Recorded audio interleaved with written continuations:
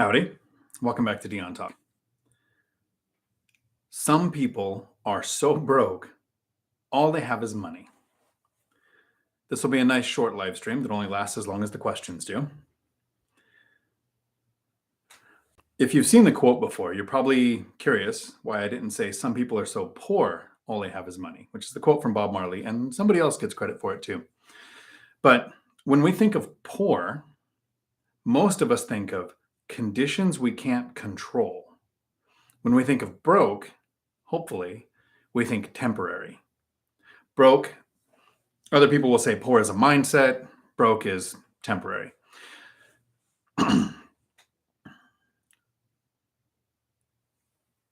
Most of us focus on the difference between poor and broke, and we forget that we talk about broke like it's temporary. We're in a situation that we need to improve or we had a setback. But a lot of people don't talk about how being rich is also temporary or can be temporary. I mean, there's studies done that show 70% of people who win large sums of money in the lottery, or people who get a large sum of money all at one time, like somebody who signs a sports contract, is broke within a few years and sometimes has to file bankruptcy.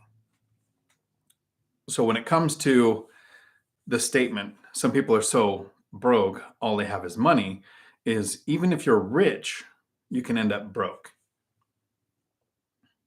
Why does my sound keep jumping back? There's kind of an evolution to how we see money. When we first start interacting with money, most of us think, this is something that I use to buy things. At some point, most of us wake up and realize we need to save. If you've watched anything from Dave Ramsey, one of his first baby steps is to save $1,000. I think recently he's increased it to $2,000 because of inflation. So we start to see, if I save money, I have it when I need it. I have it when there's an emergency. Instead of, this is just something that I get so I can use it to buy things, it's something I can save for when I need it. And then a lot of people make the mistake of thinking saving is the answer. Because it's not that saving is a bad thing. It's that if saving is the only step you take, you'll never become wealthy or rich. Most people who reach financial freedom didn't do it by saving. They did it by saving and then putting the money to work. I had a post on the Book of Faces today of, if you don't find a job for your money, you are always going to need a job. If you don't find a way to put your money to work to where your money's job is to produce money, you're always going to be stuck in that path of selling your life 1 hour at a time, which to me is the first step of financial independence. When your expenses are covered and you don't have to sell your life at a job. You're not trading your time for money. When we talk about saving, a lot of people focus on a savings rate. Save 10% for retirement. Jaspreet Singh talks about the 50, 30, 20 rule, where 50% of your money you spend on life, 30% you save to invest, 20% you save. I probably butchered that. My goal when I started to increase the savings rate was to get to a minimum of 100% savings rate from my job. Because if you can't save 100% of the money you make from your job, you still need that job. The actual point of financial freedom happens when passive income or income from your assets is more than it costs you to live, meaning that you can then save 100% of any money you make from a job. But most of us focus on saving, and we forget the importance of increasing the income that comes in. And this can be a couple of things. You can have a side hustle. I developed a 6-figure side hustle with real estate. I've had side hustles and I had a video on side hustles where I provide expert testimony. I make money by playing video games and selling things online. We all can develop side hustles or a primary job. And when it comes to investing, the more money you make, the more you can invest. So a lot of people talk about compound interest, and for that they think time. But you can compound your interest by compounding the amount that you're investing. If you have money, that income snowball kicks in, coming in from a job, coming in from assets, coming in from side hustles. It's a lot easier to save and a lot easier to invest. A lot of people my age associate longevity at a job as a good thing. My parents' generation and maybe their parents' generation existed in a time when a lot of companies offered pensions. In the last few decades, pensions have kind of gone away. Most companies don't offer them. We switched over to the 401k or contribution style of retirement account. Instead of it lasting the rest of your life, it lasts as long as the money that you invested does. If you want to contribute to retirement accounts, also please watch my video on why retirement accounts suck.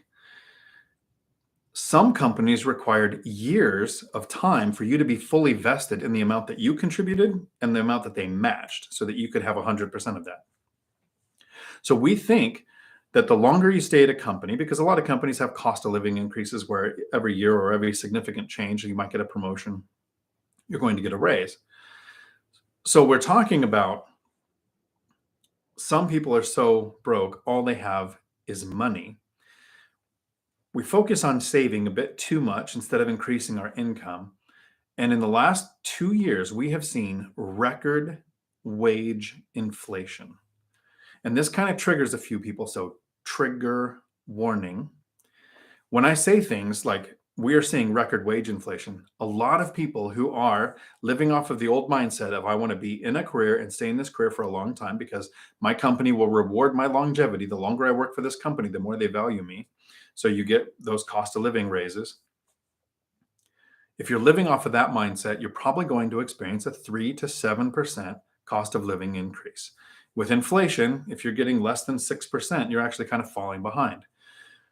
Companies like ours, we had to do a 5% raise twice. So within the last 12 months, we've done 2 5% raises. We're working on doing another 5% raise going forward. So in total, that will be a 15% increase to maintain staff and to attract more staff. But there's been a change in the last 10 to 20 years where the longer you stay at a company, the less likely you are to make more money. The biggest pay increases happen when we change employers. When I talk about record wage inflation, and I point out things like Chick-fil-A starting people at $18 an hour, or people having to be bribed back into the workplace because McDonald's was even offering $50 for people just to show up at the interview. Because in 2020 and 2021 here in Washington State, it was possible for people to make $75,000 a year on unemployment. We had extra unemployment, extended unemployment, stimulus. There was no incentive to go to work, so people had to be bribed. So even fast food places and office positions that normally didn't pay as much are starting to pay more to attract people. But the people who stay in one position with the same company are going to get that 3 to 7% increase, where competitors will pay 15 to over 20% sometimes to attract an employee from another company, because it does two things. That employer gets to fill the position, but they're also taking an employee away from a competitor.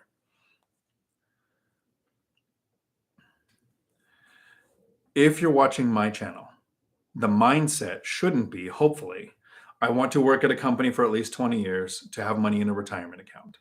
The purpose of my content, literally, and I say this in almost every video, is to help the average individual realize that you can reach financial freedom in 10 years or less, even if you're not starting from the best position. So that longevity at a company shouldn't be the goal. Increased income that you can then invest should be the goal. When we do things that increase our income, people usually make two mistakes, and I'm going to cover those two mistakes. The reason I'm able to say with confidence that we are seeing record wage inflation, and when the news says, wages have gone up around 7% in the last year, that's as ridiculous to me as when the news says rents have increased by 2.5 or 3% nationwide, when most of us are seeing 10, 20, and in my area, up to 30% increases. And in my situation, it's at tenants' request. Tenants have requested the rents to go up over 20%, almost across the board. So when I see we're seeing rents increase by 2.5 or 3%, I think, where is that ridiculous data coming from? Or if it's manipulated, why are they trying to show that it's so low? And then I see wage inflation is at 7%. So if you work at a company, you in the same position working for the same company are probably going to be making 7% more. Most people are probably getting less of an increase than that, but if that's the average, some people are making more, some people are making less. If you change jobs, and here's my evidence that people are changing jobs. In 2021, we actually kind of got a new term that was thrown all over, the Great Resignation. In record numbers, people are quitting, and they're leaving their jobs. In November, December, and January, over 4 million people left their jobs. And that would be a big number if I was talking about 3 months. In November, over 4 million. And in December, over 4 million. And in January, over 4 million people left their jobs. Couple this with 3.8% unemployment. How could record numbers of people be leaving their jobs and we have low unemployment? Because they're leaving that job. They're not quitting working. So the Great Resignation is kind of a misnomer because it means I've resigned, which in our mind makes us think they've stopped working. The correct statement is they've stopped working for that employer and have moved to new companies with a significant pay increase. So that record wage inflation that we keep talking about or hearing about, maybe if you're staying at the same company, it's not you. You're choosing to stay there. If people changed companies, they can get a 10, 15, a 20% pay increase. That's where the wage inflation is coming. So now let me talk about the two things that people make mistakes with. We focus on saving. At some point, we realize if I make more, it's easier to save, and then we want to invest.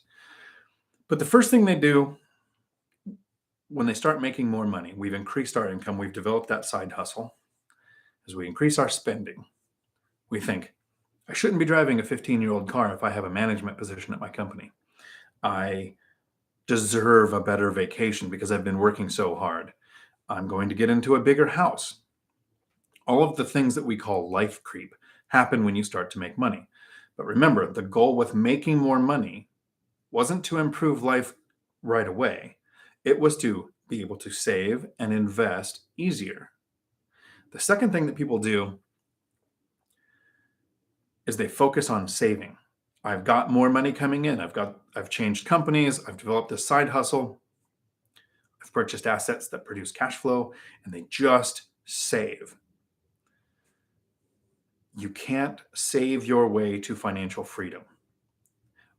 As you increase that money, as the income snowball kicks in, we need to stay disciplined to avoid life creep, but continue to invest.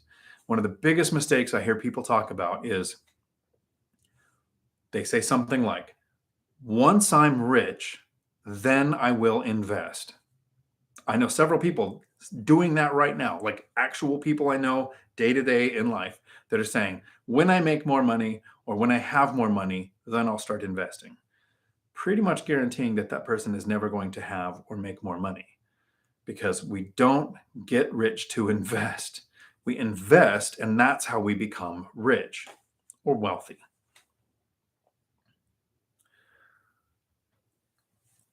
Put that money to work. Literally, give it a job.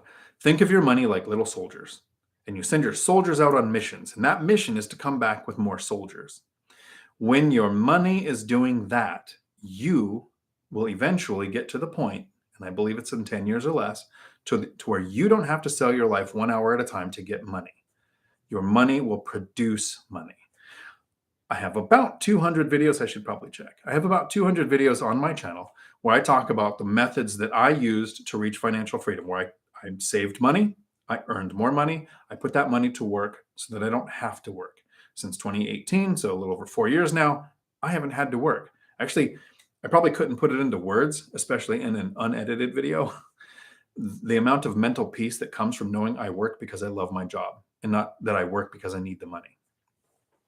There's a very confusing concept that I want to try to put into a video, and I don't know that I ever will because I like the videos to be very clear and concise and convey at least 3 actionable items.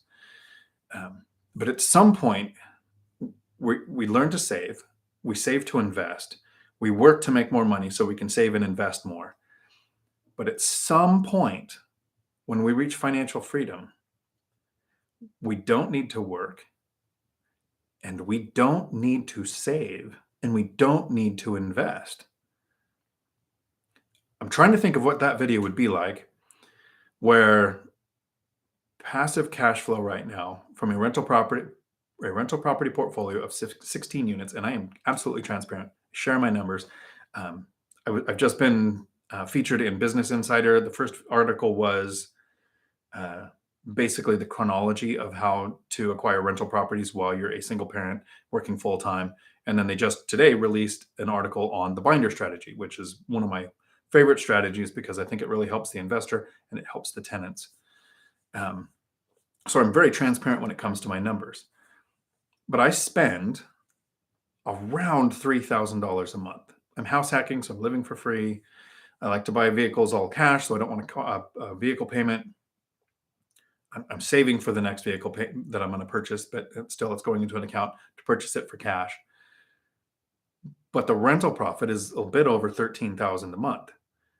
To me, it feels like I'm broke all the time, mentally broke, because I'm saving for the next investment. Literally every amount of money that I'm not needing to live on is going into the, once the reserve account is full for repairs and maintenance and vacancy, it's all going into the investing fund. What changes in our life when we stop working, if we want to, and we stop saving because the money's coming in and it's growing because rents go up and mortgages don't, and we stop saving to invest? How hard is it going to be to mentally shift into spending mode? Hopefully, this was the shortest one I think I've ever done. We're at 17 minutes. I usually try to shoot for 10, and I've hit about 35 every time so far. That first intro will be a video that I take out and make a video on how some people are so broke all they have is money. And the solution is to put the money to work so that you have wealth. I'm now going to go and get into the howdies and answer every question. As we're going through this, the whole purpose of me talking at the beginning of my videos is to give people a chance to think of questions that they want to put in. My goal with these live streams is to literally sit here like we're having a conversation and answer questions. You have somebody in front of you who, my name is Dion. I reached financial freedom in about 8 years, starting from a position of a bunch of bad debt as a single parent with 3 kids, working full time, not making a lot of money. I've helped several other people do it. I'll be doing a video soon with my friend Dan, who started in 2018 and is able to retire this year. So 4 years, start to finish, making work completely optional, and then going the optional route. I'm going to do like a deal deep delve where we're both in the room to figure out the logistics on that. This is the time for you to ask questions, because you never know when your question is going to spark a conversation where I get to share something that will help you do the same thing. And this is where I probably go over and somebody's saying, 10 times, you're on mute, right? Let me see.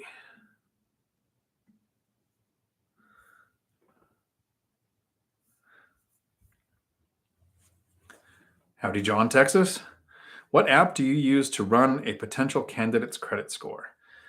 I was using cozy.co, which was a Canadian company that was acquired by apartments.com. So the last a couple of times that I've placed tenants for myself or for somebody I'm helping, I've used apartments.com. I've had pretty good luck. It's free for the person who's using it. I believe it's a $45 fee. Cozy was a $39 fee, so it's a little more. It's like $6 more for the applicant. So I'm really clear in the advertisements of a unit saying don't apply until we've talked so that we can go over the criteria, because I have very strict criteria when it comes to putting people in my rental. I do not ask or care what they make for money. I've never cared. I know people making 6 figures who are late on every bill. And if you care about money or income on a rental, you're eliminating people who make most of their money through tips, like bartenders, waiters, cosmetologists. So I'm looking at credit score. I want a credit score of at least 700. I have Section 8 tenants with an 830 credit score. If you remove the monetary component, you might find some people who don't make a lot of money but are really good with their finances. And then I look for absolutely no evictions ever. Don't care if it was 50 years ago. I'm not going to knowingly put someone in one of my rentals who has at any point in their life forced an owner to go through an eviction. So apartments.com for that. Tom, howdy. Can we mention bankable while it's tax season? maybe some pros and cons, or what are some good write-offs, etc. Sure. I just did a video with Michael Zuber on being bankable on Sunday, I think it came out. One of the most important things to realize is when you're talking to a lender, they're going to look at your tax returns if it's a loan in your own name. If you're going for non-QM, asset-based, those loans that don't so much look at your work history or your income, or your debt-to-income ratio, they're still going to look at your credit score. They're going to look at the net operating income of the property you're looking at, or what would the profit be of the property you're purchasing. But those loans that are in our name, they're going to look at your work history. So they want to see that you've been in the same field for at least 2 years, or in the same educational field, and then in that field for those 2 years. They're going to look at tax returns to verify this. On those tax returns, as an investor with real estate, I've shown a loss every single year, as far as taxes go, for rental income. I don't do that with W-2 income. The technical term for the taxes I pay on my W-2 income is a metric F ton of taxes.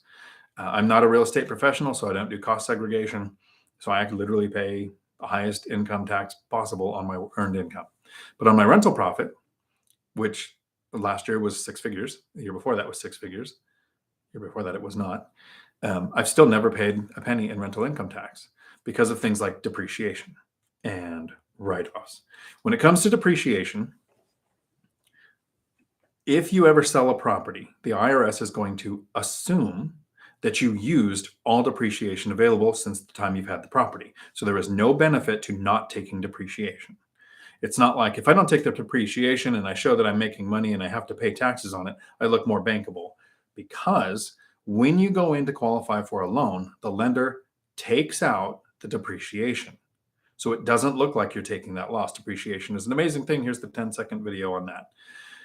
Your property is a year older and has probably gone up in value, but you get to tell the government that your buildings are a year older so that you get to depreciate a part of that building's value, taking that loss off of your income. So depreciation, you want to show as much as you can. Write-offs, you have more control of. If you have so many write-offs that you eliminate all of the income from the rentals and show a loss, lenders leave that in. They expect that to be the same next year as it was last year. So you control that. I've never had a year where my write-offs were so much they cost me more than the rent. Write-offs and depreciation does, but not just the write-offs. If you are close, or if you are going to show a loss, you can choose what you take a write-off for.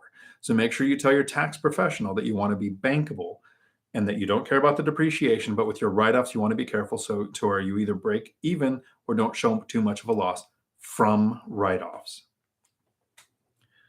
I hope that helps. Andrew, howdy. Looking forward to our deal deep delve once you close. That'll be pretty cool. Congratulations for being under contract. Dawn, howdy. Tom, ironic title. Yes, thank you. Howdy, Tiffany. Evolve Properties LLC. Howdy. How did the 1.1 million fourplex work out? It has still not sold. It is not a motivated seller. And to just really quick, in case somebody hasn't watched the content on that, almost 2 weeks ago now, on a Friday, a property was listed for 1.3 million. The numbers didn't work. And normally a month ago, 2 months ago, that property would have been gone in 2 hours. I watched it Saturday and Sunday with no offers coming in. So I contacted my agent and I said, I want to offer 1.1, which is the numbers where it makes sense for me. And barely, like that's my high end of where it makes sense. It wouldn't make sense any higher than that. So now it's 3 days into this being on the MLS. Magically, the seller has a bunch of offers and wants our best and final. So I send back 1.1 million. It's what it was worth for me. Worth to me. And they replied with, well, we got some other offers, but none of them beat yours, so we're not going to sell it for now. So I've told them up until Friday that of the next week that my deal still stood, my offer still stood, and that if they decided to sell, I was still there. Checked in with them again this morning. They're still not deciding to sell because it's not a motivated seller. When prices were skyrocketing at 1.3, it made sense for them to sell. Since we're at 1.1, because it's still higher than it was a couple of months ago, but it's not as high as they were hoping. they might not sell. So it hasn't sold, and I don't have it yet. But fingers crossed. Chester, howdy. Laura, howdy. Good afternoon. Jimena, hola mija, ¿cómo está? Chester, the difference between those who keep and ultimately grow money and those who get it and immediately give it to someone else is financial intelligence. Yes, that was another thing. If you don't find a use for your money or a job for your money, somebody else will. Could have added that in there. Byron, howdy. How many times have you been called Brian in your life? Chester, and actually using said financial intelligence to one's advantage. And a lot of us struggle with, we don't think we should benefit financially, almost like it's bad if we do. People always misquote and say money is the root of all evil, forgetting the love of money is the root of all evil. And then other people like to say, well, money can't buy you happiness. But I'm pretty sure if you can afford healthy food and healthcare and transportation and housing, you have a better chance of being happy than somebody who can't afford any of those things. So, Tom, even the military is moving to TSP and one day to retirement. No retirement. Yeah, they've got a thing where they want to do TSP vested at 4 years, an increase. And so it's bad that they're trying to move away from the pension theory. What's good is the benefits that somebody would get at 20 or 22 years isn't as different as somebody who gets pushed out at 17 with the new model. I have several friends that I've talked to that got out between 12 and 18 years that literally missed the pension by a couple of enlistments. With the new TSP program, they might have done a little better. But you're right. And then those places that do have pensions, like municipalities and school districts, sometimes those places file bankruptcy and the person gets paid out a percentage of their retirement. Chester, save up enough to invest. The only barrier to investing are knowledge, so the investor doesn't lose money with risk. Capital by saving money specifically to invest, like down payment for a rental. So a better term than the great resignation is the great reshuffling. I think that's true. Yeah. It didn't take, and the great resignation is pretty much on every YouTube channel. Phil, howdy. Andrew, got to build that army. I love it. Nice. Pallavi, howdy. Good evening, everyone from Illinois. How is the weather in Illinois? I'll be going to Idaho here before too long, and I don't think it's the dead of winter there anymore. Chester, that's something you can track, Dion. When your cash flow exceeds multiples of all your necessary rental expenses and living expenses, then you're financially independent. Yes, and it does take multiples. I like recently David Green from BiggerPockets was talking about not retiring on cash flow from rentals, which is the goal for me with rentals. So at first I was like, oh, okay, my brain's probably going to shut off to this, but I try to be open-minded and listen. But he was talking about if you need X amount for retirement and you make X amount from cash flow, major setbacks or expenses are going to mess with you. So multiples of what it takes to cover your expenses, cover your life expenses, and live the life you want to, not the one that you could just barely scrape by with. Absolutely believe in that. North Colorado, Dawn, howdy. Con, howdy. Got an email from you the other day. How's it going? Great info as always. Motivation to get your next investment. That is the whole point of this. Lumberjack Landlord. Howdy, Matt. What Dion said. Exactly. Chester. You saw a BP ask me anything about whether to put more or less money towards a down payment in a higher or lower internal return environment. Is that what IR is? It was an interesting explanation. Basically, put less down and low IR. Yeah, I think I watched that too. interest rate, not internal rate. When rates are high, the less you finance, the less your expenses. Comes down to yield for me, though. Whether the rates are high, because rate's one part of the equation. Rates, price, rents. So there's a whole equation there to look at. I've personally chosen, other than one, to do 20% or more on every down payment because I'm not looking to grow the biggest portfolio possible. I'm looking for the portfolio that's the most stable, that has the cash flow to give me the life that I'm looking for. So for me, that's probably between 20 and 30 units with around 10 properties. Starting to narrow that down because I'm getting there. I have 7 properties now, 16 units. While I respect the lumberjack landlord and his 115 units, that's not my goal. That's why I think the Three Amigos are great, because there's 3 different people reaching this 3 kind of different ways. Tom, like Matt's, make 999 offer on his fourplex. Exactly. Han Solo, howdy. Hey, Dion, what's your thought on legal protection of putting properties in a trust? Are there any tax benefits? Are there any disadvantages? So trust is the way to go. Trust has the best inheritance benefits. There really are no tax benefits if you're not a real estate professional, and even then, your CPA would know. Legal protection, it's still in your name. It's like an LLC. You're in your name. There's no real asset protection there. The 3 forms of asset protection are not having it in a trust or an LLC. For me, the biggest benefit to the trust is what your kids are going to get. You have less government hands in the pie. So if you have somebody who's going to inherit your properties, I definitely recommend a trust. A great question for Matt, the lumberjack landlord, on his Sunday live streams would be, Matt, during that live stream, please explain all the benefits of a trust, because Matt uses trusts. Another benefit that I do know from trust that Matt uses that I do not is he uses commercial loans, or if you need, and commercial loans will work in a trust where they usually require an LLC, especially for hard money. So a trust is another way of solving the commercial loan problem without having to create an LLC, which creating an LLC is not a problem.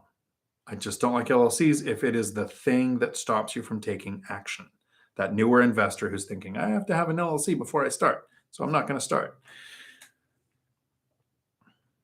Chester, environmental and high down payments in a high environment. What do you think about that as a strategy? Does it make sense? The premise was around when it makes sense to maximize cash flow. It maximizes a word I don't really like, because there's not a 100% right way. If you are maximum leverage, you're maximizing your chance for appreciation, but you're also maximizing your risk if we don't have appreciation. So the higher interest rates are, the more likely I am to want to do more down. But it's that 3 pieces to that equation. So each situation would be different, and I would probably, I don't know if I would talk to a mentor, but I would run the numbers and figure out which way makes the most sense to you. Andrew, doing inspections tomorrow. Hopefully all goes well enough that we can ask for a small discount, but not kill the deal. And got my contractor to walk on Friday to convert the 2-1 to a 3-2. Nice. So value add type of investment, and understanding that the inspection, depending on how it's worded and what they find, is a strong negotiating tool to a point. The more the pendulum is in a buyer's market, the stronger your negotiating footing is. The more it's in a seller's market, the less strength you have, because if you made an offer and you beat somebody out by $50,000, you can negotiate. If you beat somebody out by $5,000 and they had 6 offers just under yours, you don't have as much negotiation. So paying attention to whether we're in a buyer's or a seller's market, and then really paying attention to when you do supply, and this is how I do it, a couple of pages from the inspection saying, these are the things that need addressed. This is what my estimate of the repairs would be. Here's why I'm asking for this amount off, or for you to fix these things. If they say no, I would usually go through with it anyways. It's a negotiating tool. It's not an ultimatum. So hope that helps. John, Texas, you can go broke buying cheap. But Lumberjack seems to do well with forced equity. What's your opinion on buying turnkey versus rehab? So I like buying turnkey as long as it doesn't have the word turnkey in it. Turnkey, that phrase, usually in my mind means third party company found the property, fixed the company, wants to manage the property. So in the ultimate version of turnkey, there's somebody doing all of that. The less that you take out of that, the more you're going to put on yourself. So if they found a turnkey but they don't want to manage it, you're going to manage it yourself. If they found turnkey but they didn't do the rehab, they're just, they found one that was great shape for you, they're going to charge an up fee for finding it for you, kind of like a wholesaler. I like to buy what some people would call turnkey, meaning it doesn't need a lot of work. I find them on the MLS. I usually prefer to find them already occupied, tenant already living there. Usually, not every time. One time I did back out. Means habitable, going to need some minor repairs. So I've never done a rehab. I've never actually even done a rehab on properties that I've had for a while. I am not looking to, I like to buy with conventional loans. Conventional loans sometimes require that it's habitable, especially if it's the house hack version where you're going to live there. Any owner occupied loans has more restrictions, especially FHA or VA loans. They'll actually have more hoops to jump through on making sure that it's livable. Usually pretty easy things to do, but enough to where those loan products look less attractive to some sellers. And here's a quote to file away.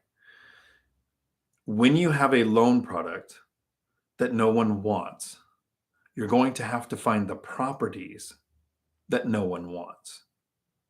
So you'll look for those things that have a problem or you don't have curb appeal to have less competition if you're going to use a loan product that less people want to take.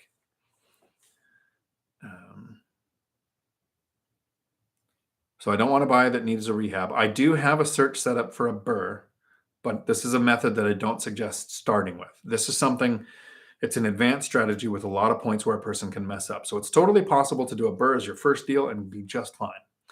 But messing up the chronology on the rehab, messing up the timeline on the rehab, the length of the rehab, messing up the cost of the rehab, messing up the after repair value is all things that if you don't have the cash flow from a few assets to support the mistakes you're probably going to make, I wouldn't recommend doing a BRRRR until later.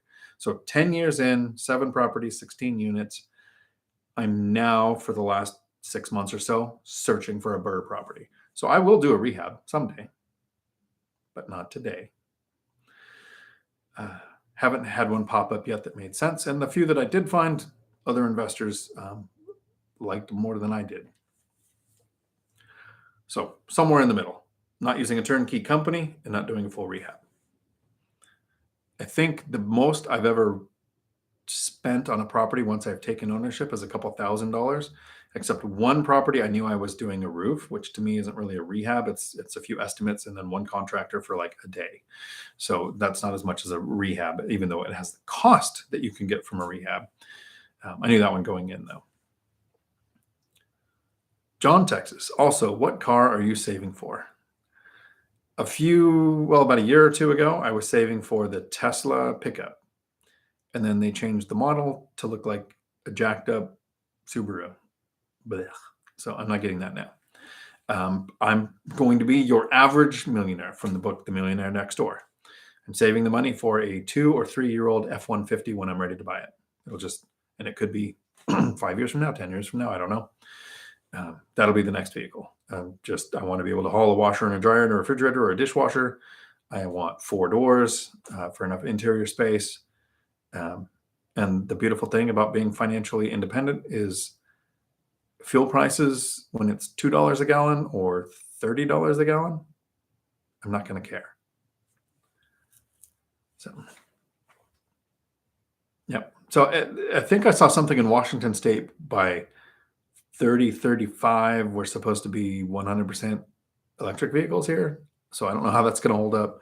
And what it'll be by then is at that point going forward, you can only buy or register new electric vehicles. So we'll still have another 15-year gap on that where older vehicles still work. Interest rate. Thanks, Chester. Matt Higgins, howdy. What are your thoughts on purchasing single-family homes and renting out by the room in the correct market? It's a beautiful strategy that I have not done. And so I'm going to recommend Todd Baldwin, Baldwin. Baldwin. I think I spelled that right. Lives here in Seattle, not too far away from me. He's been on BiggerPockets. He's been featured on, like, I don't know, is there a newspaper called Bazillionaire Under 30 or something? Super successful. That's what he does. He house hacks. He's house hacked. I don't know if he house hacked all of them, but he buys properties, and he has a lot of good advice on his channel. He's got some great videos. He's got a YouTube channel, literally named his name, Todd Baldwin. And some of the things that I took away, if I was ever going to look into that, since I self-manage and still work and still have family and that kind of stuff, and don't have a property manager. I don't rent by the room, but if I was going to, some of the takeaways are try to have as close to the number of bathrooms as bedrooms, because the less shared bathrooms you have, the less turnover you're going to have. And I think he's purchasing houses with 5 to 7 bedrooms and doing really well. I mean, really well, way better than I am. So I would check out his content. I think it's a brilliant strategy. I don't know that it's the lazy investor's strategy, which is my method of I buy a place, I talk to the tenants once, maybe twice a year if something goes wrong. What do they call it? Horizontal money. My rent comes in even if I'm just laying on the couch. Where buy the room takes probably just more systems and probably is as passive as mine is. I just haven't done it yet. That's why I'm referring you to Todd Baldwin.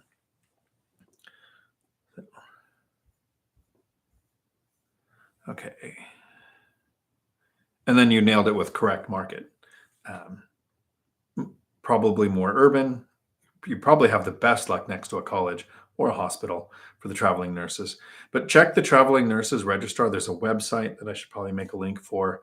My sister is a traveling nurse, and she actually educated me a couple months ago. She's in Ohio, where she's getting paid like $2,700 a month for housing. And there's a website where people can go and see what the nurses are paid when they're traveling. If she were to travel to Florida, Arizona, or Hawaii, she would get paid a couple $100, not a couple $1,000 for housing. Because during the winter, all the traveling nurses want to go to the good places, and they don't want to go to Ohio. They don't want to come to Washington. So you're paid more based on the less amount of traveling nurses that want to go to the area that you're going to. So I'll find that and I'll put it in the comment in this video after we're done tonight, so that you can look in your area to see what traveling nurses pay. Chester, use interest rates as an acronym because you're learning to be lazy from the rest. Lumberjack landlord. I love the three amigos. We all got financial freedom in different ways with assets in the same vertical. Best depth and breadth for anyone to watch and see. It's not only one path to wealth. Right. And I think we say this too. There is no one right way to do this, but there is a one right way for you. And that'll be taking a little bit of what you learn from the people that you watch and listen to and read, and putting to work the things that make sense for you. Hans Solo, appreciate your insights as always. How do you recommend to adjust the strategy after 27.5 years of depreciation is exhausted? I'm sorry, I wasn't laughing at your question. That's actually a good question. It's going to take me a second to get my thoughts in line, so I gave you something that's articulate. I was laughing at Top Secret Bears calling me crazy for driving a Ford, but I'm currently driving an F-250 that's jacked up that literally says the compensator across the back. I've had Dodge, I've had Ford, I've had a Corvette. So what is a Corvette? It's made in like Kentucky or something. Is that Chevy? I have no idea. I owned one. I don't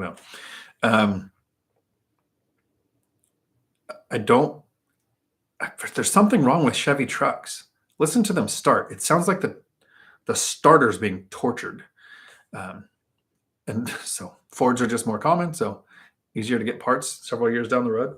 I plan on keeping vehicles 5+ years usually. So appreciate your insights as always. How do you recommend to adjust the strategy after 27.5 years depreciation exhausted? I don't know that I've ever had a plan for more than 2 years in the future. I was living in a house and I wasn't making a lot of money, had a bad debt to income ratio, had a lot of bad debt. And the lender said, if we had rental income on your tax returns, we could look at the rent of the property you're buying in your debt to income ratio. 2 years. So I had to have 2 years of tax returns. So I moved into the apartment, rented out the house to do that. And then I saved for another 2 years to buy another investment property. I think I've always looked at a maximum, maybe 2 years. I have a 10-year plan. I wanted for 10 years to buy a property every 2 years. And then the income snowball kicked in and it got a lot faster than that. But that was the original plan. But to think 27.5 years from now, when you run out of depreciation, when you buy a new property, you start depreciation on that property. So imagine somebody buying a property. What year is this? 2022. Imagine somebody buying a property in 1996 and a half. So 1996, no, that's totally way wrong. 27 and a half years ago. So yeah, someone do the math. Early 90s. They've owned a house since the 90s. In my area, houses are now selling for $400,000. I mean, there's a lot that are selling for more, but there's a few that are in the $350 to $450. So $400,000 for a house. In the 90s, they were $80,000. So they purchased a house for $80,000. They've carried the mortgage out to 30 years. They have 2.5 years left. You're at the 27-year mark. You have 27 and a half years of rent increases. At some point, we just pay the taxes. Kind of like when we sell a property, 1031 makes the most sense. Living in the property for the last 2 years makes even more sense with the IRS 121 rule, where you get to ignore $250,000 of capital gains if you're single, $500,000 in capital gains if you're married. That makes the most sense. But if the profit is so much, there are probably tax advantage strategies to avoid paying as much tax. But if your payment now, today, was on an $80,000 loan, so you're probably paying with principal, interest, taxes, and insurance, $700 a month for a house that's renting out for, in my area, $2,500 a month, you just pay the taxes. That's going to be my answer in 27 and a half years when I've bought a property. Rents will have gone up so much. Depreciation is gone. At some point, it might make sense to sell and 1031 into something else. It's not my plan to ever sell. So I've seen a 10-year horizon in my plan. I mostly strategize for 2 years, but to think of 27 and a half years, I don't know that our minds can keep up with the hockey stick of inflation, how much the appreciation is impacted by inflation, your loan being paid down. And at the point where you have 2.5 years left, if you haven't paid anything extra and you've never paid anything down because you're just paying the mortgage, you could, I don't know if I would recommend this, refinance what's left in that 2.5 years because there's not much left on another 30 year and reduce that payment so much that it's negligible. Or you could just pay it off. But at some point, I think we just pay the taxes. Interesting thing for me to say, just pay the taxes.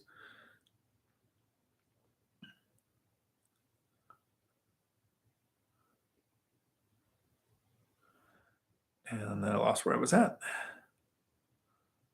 Okay. And then Ford, I'm crazy. Lumberjack landlord. I mean, my way more better, of course, but I still like hanging out with you and Zoom.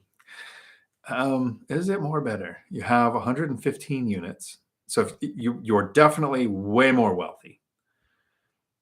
But I tried to explain this to a friend the other day who was comparing his portfolio to mine. And in his mind, he was thinking, I'm doing better. You reach financial freedom to live the life that you want, whatever that life is. Once you're past that, what's the actual impact of having more? I mean, your kids will inherit more. You can handle more catastrophic setbacks. But I haven't found a justification for me yet to want cash flow 10 times my living expenses. Who knows? It could change in the future, though. I will definitely admit your way is better. You have scaled more. I'm curious though. I think we should sit down and do it a timeline, Matt, of you and me on a video of year 1, 2, 5, 8, and 10, because we can't compare. Well, we can. Your 21 to my 11, because if it is hockey stick, uh, how much of it happened recently, and how much of it, because you did 10 deals last year, right? And how much happened in those first 10 years? Tanisha Butler, howdy.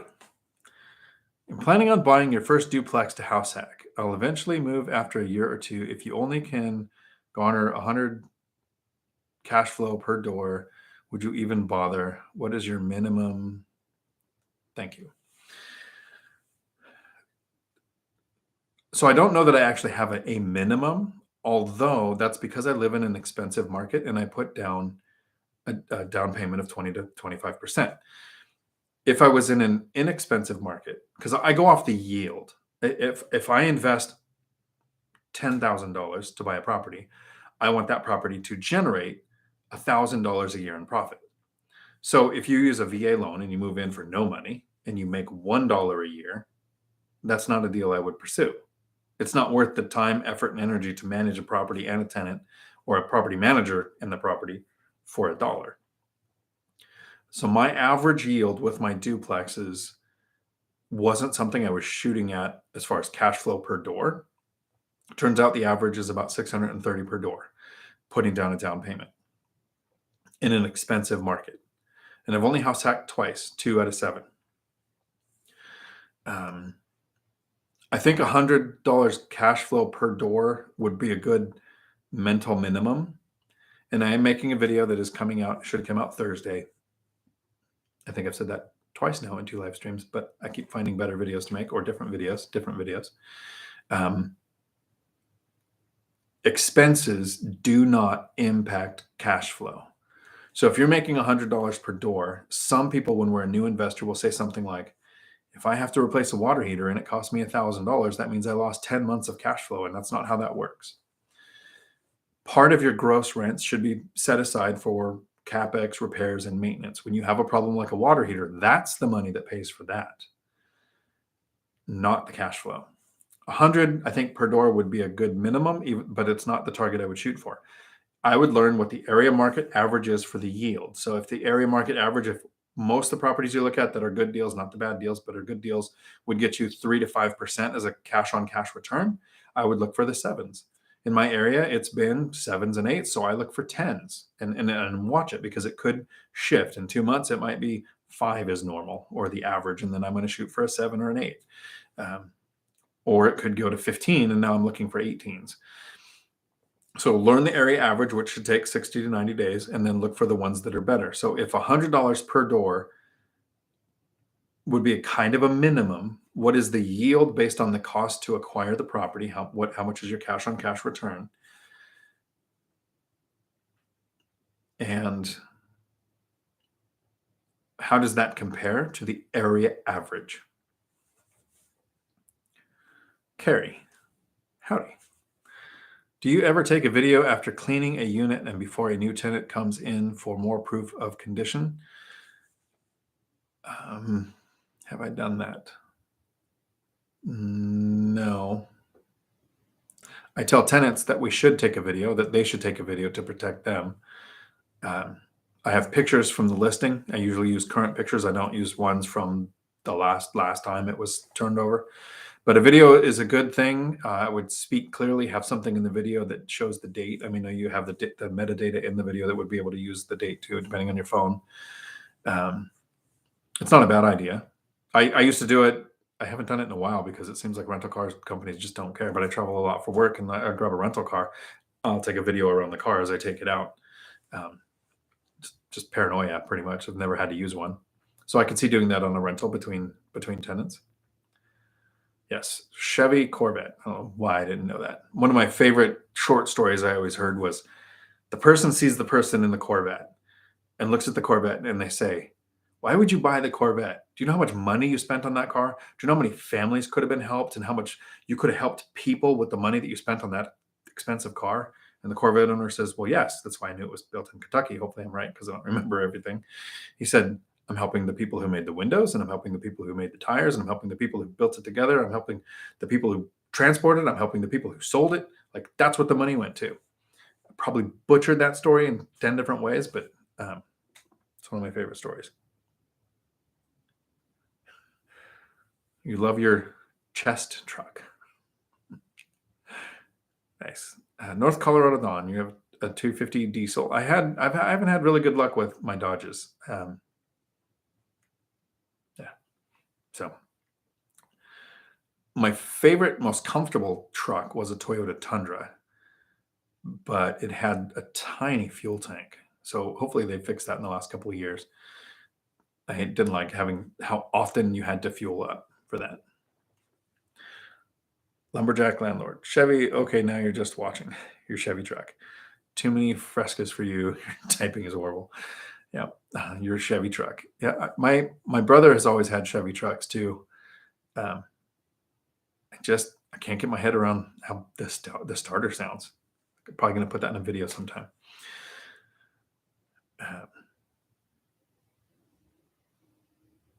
North Colorado Dawn, landlord, walk away from the frescoes. Chester, I've asked Zuber and Matt. Now I'd like to hear your take on this. What do you think of subject to as an acquisition strategy? Also, when Pace has time, would you think of a Three Amigos of Vi investing? I would go on with Pace anytime.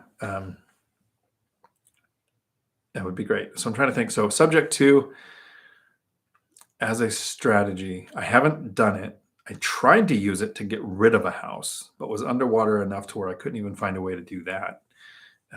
Before becoming successful as an investor, my first tenant was so bad. I thought, I don't know why anybody would do this. This is stupid. And I'm never going to be a landlord. I'm just going to work until I die. I tried to give away the house. I was underwater on the mortgage and couldn't give it away. Tried subject to. Lenders had all kinds of weird requirements that were a lot of hoops to jump through. So it wasn't the right person to do subject to. So I think it's a good strategy if you can find the deal. I haven't done enough research on it to where it's not a strategy that I've pursued. One of the benefits to seller financing, non-QM or asset-based lending, if I ever go that route, is that you're only allowed to have 10 Fannie Freddie backed mortgages in your name. And if you're doing subject to, I would find out how that impacts how many mortgages are in your name before you have to refinance out.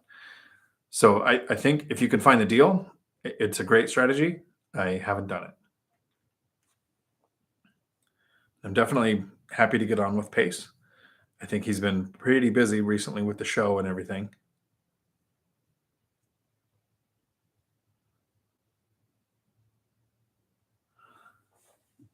Top Secret Bear. GMC is what I prefer. Not quite Chevy, but close. Better made. There you go. And then Chester, Zuber likes to do the 3 videos and then he releases them. This is going to be weird. So take this for what it's worth.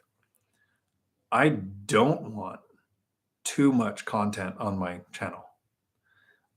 I like doing 3 videos a week because I think people can go, oh, it's been a couple days. Dion's got a 10-minute thing out. I'm going to go check it out. If I did 3 in a day or 3 in 2 days, I think at some point people would go, it's too much content. I don't want to take that much in. So I try to make sure I do at least 3, but I rarely do more than 3 in a week. So if I did it, I would probably release one every couple of days or something. But there's a reason why Zuber does it the way he does is he's trying to put out like 5 videos a day, and then people can pick and choose. I like Matt. I like, Jonathan Twombly. I like just whichever person you like, watch their videos with him, or one from each. Samuel, howdy. Moving from Ohio to Washington. Can't find a primary home in Washington due to the crazy market. Renting would be $2,000 a month, and a mortgage would be $3,000 to $4,000 a month. Thoughts on what to do? So Washington is a big state, not quite as big as California. A lot of people, when they invest in California or try to buy in California, they say, I can't buy in California because it's too much. Well, if you're in LA County, maybe. But if you go to where my brother invested in Rosemont, California, right on the edge of Kern County, properties are a third the price or less. I would not own a property in King County if someone gave it to me. That would be a property I would immediately put on the market to sell, and then I would put that money to work in a property somewhere I would own. So if you're looking in King County, you might be seeing prices like that. But a decent house and I'm talking owner occupied, single family house, not being a rental, $500,000 to $600,000, your mortgage is not going to be $3,000 or $4,000 a month. I have a mortgage on a 525 property that's $2,100 a month. So it's going to be a bit less than what you're expecting there. And renting, rents have gone crazy. Like I said, we're seeing 20 to 30% rent increases in my area at tenants' request. So rents have definitely gone up. I would expand the circle of where you're looking and contact a few different agents to get auto searches set up. Don't look on Redfin, don't look on Zillow, don't look on Realtor. Get agents with access to the MLS to send you current deals.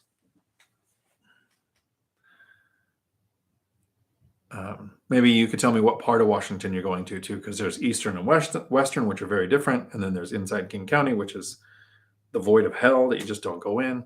And then there's everything around there. So if you have a little more detail, I can maybe help you. And if you're looking to be anywhere near me, I have agents I can recommend too. Han Solo thought of another one. How much leverage do you recommend?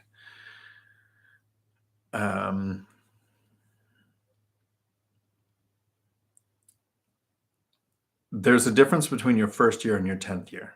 In your first year or two, if you did it the way I'm going to, you're going to do house hack. You're going to do a low down payment, owner occupied, hopefully small multifamily house with an ADU or a house with a built out basement or something where you can reduce or eliminate your housing costs so that you could save more. That's my suggestion to getting started almost all the time. There are times where people just can't do it because they can't stand the idea of a house with an ADU. You have property with a tenant on it somewhere else that's not even touching your building. And some reason people can't do that. So that would be my first step. So you're going to be a lot more leveraged on that first property because it's a low down payment owner occupied property. As the income snowball kicks in, if you want to do what Matt and Mike did, they were pretty leveraged in the beginning. They would take out, 80%, 85% LTV loans, recycle the capital. Mike even made a mistake, and he admits this in his first book, one rental at a time. So I'm not calling him out on something he hasn't put out publicly. He took Norris Drive, one of his properties, and did a cash out refinance to buy another property. And he created what he hates. He hates alligators. He calls a property that costs you money every month an alligator. So he was leveraged. He cashed out refinance or home equity line of credit or did a second mortgage or whatever the version was where he took money out to put to work and created a negative cash flow property. So too much leverage in my mind would be anything that is negative cash flow, unless you're house hacking something like a duplex or a house with an ADU, where you reduce your housing costs. When I moved from the apartment, I was paying $1,500 a month for housing. I moved into the duplex.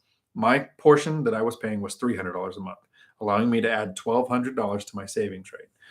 Technically, that was still a negative cash flow. But when I run a house hack, I run the numbers. I should probably do this video too. Cash flow, how I run the numbers on a house hack. As if it's the year after I've moved out, all units are rented, and I put 20% down. Even if I moved in with less down, I want to see what the cash flow would look like with the 20% down, because I'm not trying to see what my return is going to be on that property. I'm trying to look at properties apples to apples as much the same as I can to see which one is the best one to pursue. So while you're doing the house hack, it might be a negative cash flow while you're living there, but it needs to have that positive cash flow once you move out.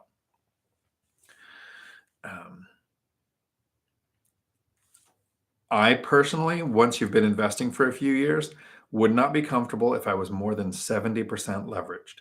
So if you have literally your portfolio is worth $1 million, you have 2 or 3 properties, or one if you're in the wrong area or the right area, I would want $700,000 or less mortgage. So I'm 70% LTV. I'm right now somewhere around 50-ish percent, maybe a little more LTV, loan to value. $1.8 million in mortgages, bit over 5 million in value now because appreciation is your friend when you own cash flowing assets. So I'm actually quite a bit, it's hard to track because appreciation is a fictitious number until you actually sell. But going off of comps, because 4 units or less, the value of all my properties are based on what's selling around it that's similar. I'm under leveraged in my mind because while 70% is a good maximum for me, I think with that I can handle any kind of rent reduction in the future. I can handle a market crash. I can, like, as an investor with buy and hold, I don't care if prices dropped to zero. Wouldn't care. I mean, zero would probably be bad because people wouldn't rent anymore. I'm worried about rents dropping. That's the thing that can mess up a buy and hold investor. I've never seen it in my life in the markets that I've been in where rents actually went down. Even in 2009, 10, and 11, around here, rents went up. So I've never seen it, but it's still a concern. This is kind of a joke. When we first start investing, our fear is, what if they won't take my offer? Then we quickly shift into, what if they take my offer? And then we shift into, what if I have a big expense? And then we build reserves, and our fear is, well, what if I have a tenant who trashes the place? We have a tenant trash the place, and we spend some of the tenant's money from the reserves to fix it up, and we realize, okay, that wasn't bad. Here's my fear. 10 years investing, a little more than 10 years investing, 6 figures in profit, completely financially independent, don't have to work, still work because I love my job. But here's the fear that it shifted to from, what if before that, it was, what if I lose my job, right? So as you invest, you develop new fears. As a successful investor, here's the fear. And like I said, it's kind of a joke. So take this for what it's worth. My fear is that we develop interstellar travel to another planet that has habitable planets in it. Because if enough people moved away from Earth, rents would drop. That's the fear that I have at this point. So, like I said, I can't explain the mental peace that comes from knowing that work is completely optional. It's a joke. The reason I think I'm under leveraged is because I don't want to be more than 70%, because then I would have fear. I would have too many things can go wrong that I couldn't handle. But if I'm so far away from 70, I'm only around a little over 50% leveraged. I'm not gaining appreciation on enough multiples of what I've invested. So the reason I like leverage is if you buy a $400,000 duplex and you put $100,000 down. So we've invested $100,000 into this duplex, and then it goes up 10%. If you invest $100,000 into stocks or crypto or other asset classes, and it goes up 10%, you gain $10,000. With real estate, with 30-year fixed rate debt, that's not like margin, it can't be called. If that property goes up 10%, I've gained $40,000 because I gain appreciation on the total value of the property, not just the amount of money that I invested. I want to have enough leverage so that I'm gaining appreciation on more than what I have it myself in the property. So while I'm at around a little more than 50, my next purchase I'm going to put a down payment on, and then my next one I'm probably finally going to use my VA loan and actually do a no down payment loan, owner occupy another fourplex as a house hack. And even though that one would start out 100% financed, my overall leveraged position is still probably not going to hit that 70% mark. I hope that helps. Jimena. Houses went from 80 to 500,000 in 27 years. They've done way more than that. But remember, inflation has happened every year. And so the dollar has less. It's almost like the properties have the same value. The dollar can buy less properties. So the dollar has grown weaker every year.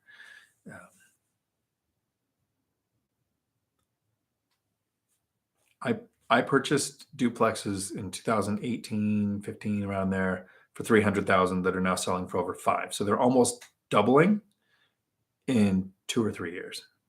4 years now. Yeah, 4 years.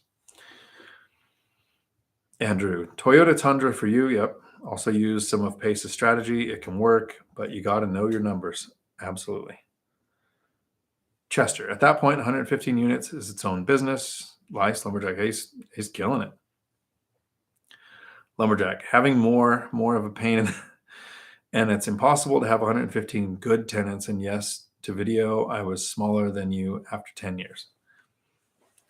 So chronological timeline so that someone can understand that even if they use my strategy to get where I'm at, they could shift to your strategy where maybe I would do that someday, where I start recycling capital and doing refinances to buy properties to scale the way that you have, if it was the goal.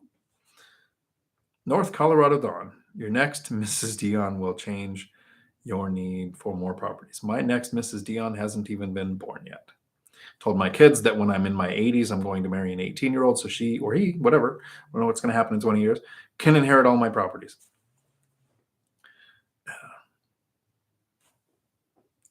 Bill, howdy. With inflation and interest both moving up at a fast pace, faster than normal, person can save. Would you consider taking low leverage, lower profit just to lock, basically take okay deal and not great deal? It's a good, hard question to answer.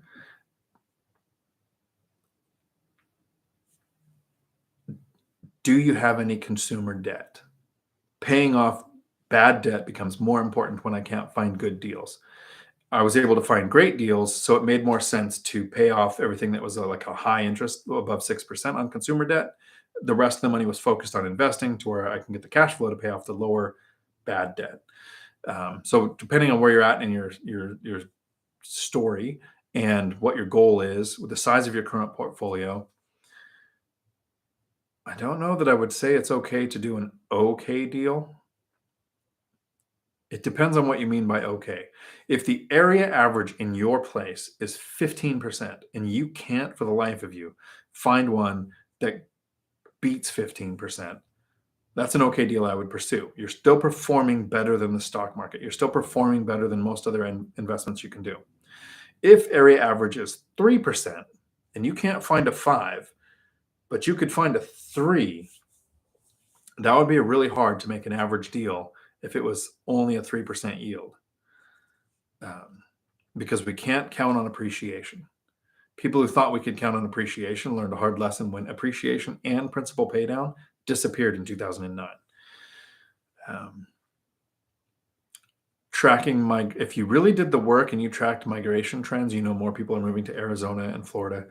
People learned this lesson in the last 2 years in Idaho when people wanted to escape a pandemic where we were, a certain political party was more in fear of the pandemic and had stricter lockdowns and stricter mask requirements. People moved from Washington to Idaho and California to Idaho. So Boise, Idaho was one of the quickest growing population bases in the country. And then winter hit. They had the worst winter that they've had in 10 years. So while across the country about a month ago, most markets, because there's over 370 markets in the United States, most markets were down 15% on inventory. Idaho was up, it was like 45% or 55, I can't remember it, when it ended in a 5, it was either 4.5 or 5.5% in inventory. And they're not boomerangs because they're not going back to Washington and back to California. They went to Idaho, realized winter sucks, and now they're going to Arizona, Florida, Texas. So if you could figure out where people were going and you knew there were several economic drivers and you had enough other things, because for me, yield is the most important thing. I want to hit that yield, right? But I have criteria. I have criteria that keep my properties diversified. It keeps my properties attractive to the largest number of tenants. I have economic drivers in the area, so I have enough sources of tenants. I want side-by-side units instead of over-under. But those are all, if everything was perfect, this is what I want. If I found a property that was an over-under duplex, but it had everything else, washer dryer hookups, 2 or more bedrooms, garage for each unit, in the right area, the right yield, I would give up the desire for a side-by-side unit. I would do the over-under and I would increase the vacancy rate for my math. So if you can't find a deal that gets you a great return and all you can find is an average return, but it checks off every other single box that you have, or those boxes are checked off stronger, maybe. Yeah, that's a hard question to answer, which is great. Those are the questions I like, because we never know what conversation is going to be sparked from a question like that.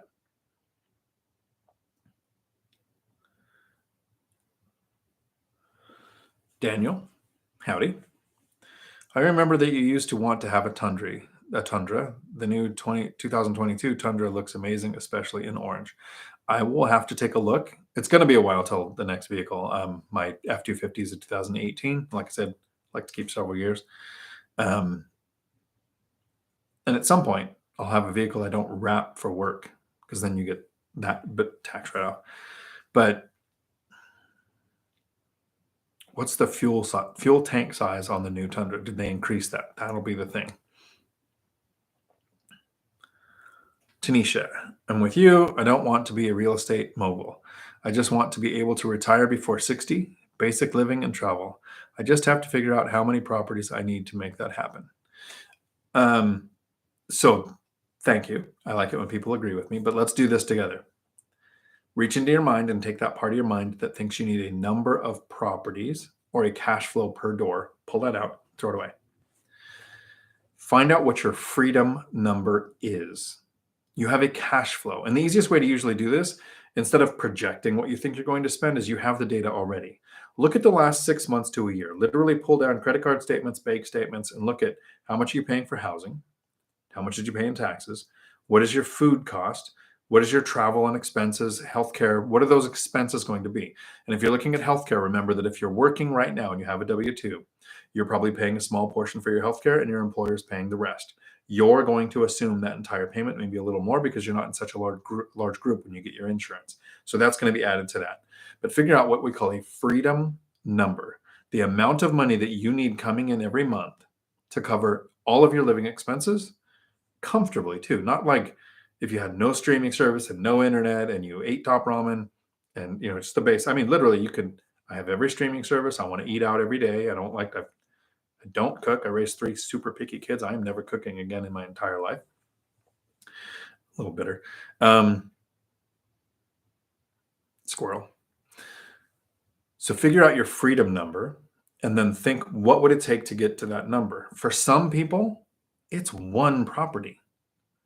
You buy a fourplex with 4 3-bedroom units. You rent out by the unit. You might have enough money to be completely retired. If you're buying single family houses with not a lot of cash flow, it might take 10 or 15. So figure out what that number is and then figure out the path to get there. For me, financial independence happened with 7 units. I had 4 properties, 7 units, 1 single family house and 3 duplexes. At that point, I was making about $100 more a month than my take home pay when I was a police officer. And so after taxes and deductions. And when I had that money coming in at 7 units, I was house hacking, living for free. So, I had $300 a month in expenses, but it was calculated out to where I had more money coming in even after that than when I was a cop. So that's financial independence. I don't think it was freedom. I still had to look at price tags. I still have to look at price tags. Matt talks about buying a Lamborghini. I think financial freedom is when you just go buy 5 because you're not sure which color you like. I'm not there yet, but I don't know that I want to be.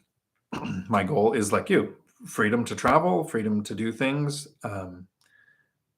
And for me, it wasn't, I think my goal, I set a round number goal of $5,000 a month before I figured out my freedom number. My freedom number ended up being around $2,500 a month with house hacking and a paid off vehicle.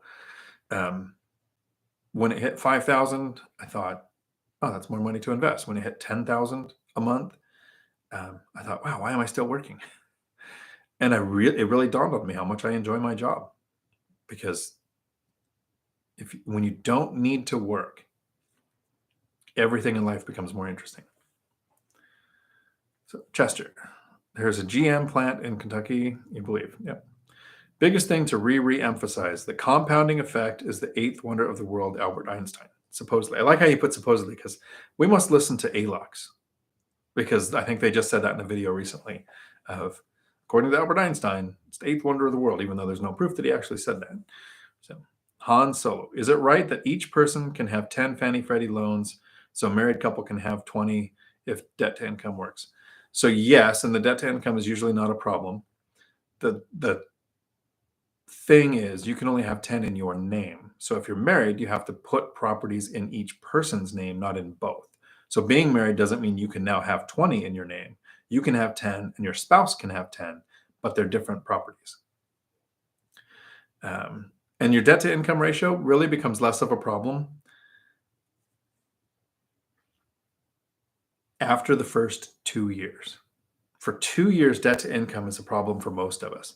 Once you have rental income on your tax returns, and lenders can look at the rental income from your properties and the properties that you're looking at purchasing, debt to income ratio, I want to say, is almost irrelevant.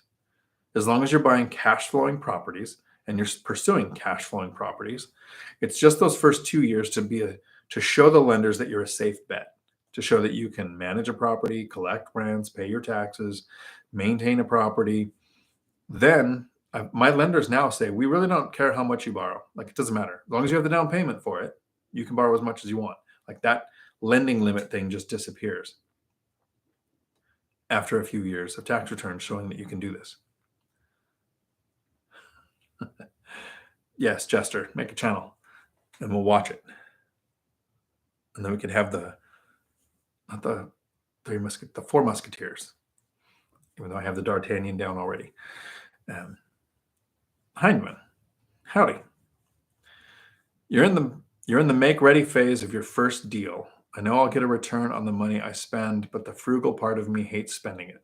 Any words of wisdom on mindset to help it be less painful? So the make ready is part of the cost to acquire. So when you calculated your yield, hopefully you anticipated these expenses. When we're first starting out and we haven't built that reserve account, so I said it when I had 7 or less units, I put $10,000 into an account to handle mistakes or problems that would come up. Once my property started to add up and I'm at 16 units now, I still have a W-2. I keep $30,000 in that account. So when there's an expense like a garage door that needs replaced because it's the original garage door and it's falling apart, and you spend $2,000 or whatever the current problem with supply chains makes the cost go up to, I'm not paying the $2,000. The tenants are. If I didn't have the money to pay it and then pay myself back, I would go to the reserve account, take $2,000 out, pay for the garage door, and then in the next month, 10%, I set aside 10% for repairs, maintenance, and vacancy as of gross rents across the board, and 5% for vacancy. So 15 total, 15% of my rents at almost $25,000 a month, whatever 15% of that is. 4,500, no, it's math. Matt will get me. That money refills the account, right? So at this point, with rentals and a reserve account, tenants pay for repairs and maintenance. When you first start out and you don't have the reserve account built up to where you want it, money is going to feel like it's coming out of your account to pay for make ready fees, right? What is 10%? Well, what is 15%? Because repairs, maintenance, and vacancy of your gross rents. So before you take out taxes and everything, remember, this is how we ran the numbers to get your yield. If you pay for the expense out of your pocket, the tenant is going to pay you back with that 15% or whatever you choose. Could be more if you have property management or whatever, of the gross rents to pay back what you spend, what you spend to make it rent ready. So it's kind of mindset. Tenants pay for repairs. Over a long period of time, it's very easy to calculate it out. I set aside $200 a month, and that added up over this many years to a whole new roof. But when you're starting out, it's your money you will reimburse yourself from gross rents in the future. Hope that helps. Tanisha, since you house hack, do you let your neighbor tenant know that you are the owner that has to create some issues, late night knocks, etc.? I'm sure one benefit is the tenant being on their best behavior. So I let all the tenants know that I'm the owner. Some of my tenants watch my channel, so enjoy the humor that I'm about to share. I tell my tenants that I have 2 partners that I need to check with, which technically is true. I have 2 people that if it was a weird question I'd never had heard before, both of them are much smarter than me. One doesn't invest in real estate, but they're just super smart people. I would run the question by them, and based on their feedback, I would make the decision as yes or no. If it was just something weird I'd never heard before. So when I'm interacting with people, I don't have to be the bad guy that says yes or no. I have partners and that I'm going to check with. And I don't technically spell out, they also own part of this property. These are just people I run things by. So that if I ever have to say no to a tenant's weird request, which has happened, I think there was a tenant who wanted all new windows downstairs because they didn't open. There were several forms of egress, but most of the tenants didn't open. All the upstairs ones did. And I was like, no, I'm not swapping out all of the tenants just because, or all the windows on the downstairs, something like that. But for something really weird, I would say, let me check with my partners because I don't want to be the one that says no. If you don't have the people skills to maintain a good relationship with neighbors, you're probably going to want a property manager anyway. But I have a pretty good ability to talk to people. So I don't want a property manager between me and the tenants. Yeah. I've heard some people say, I'm the property manager here. And that way they could say the owner's the bad person who said no, but it's pretty easy to find out who owns properties. It doesn't take that much work. And depending on the state you're in, even if you try to hide it behind an LLC, there's skip tracing an LLC is not that hard in most counties.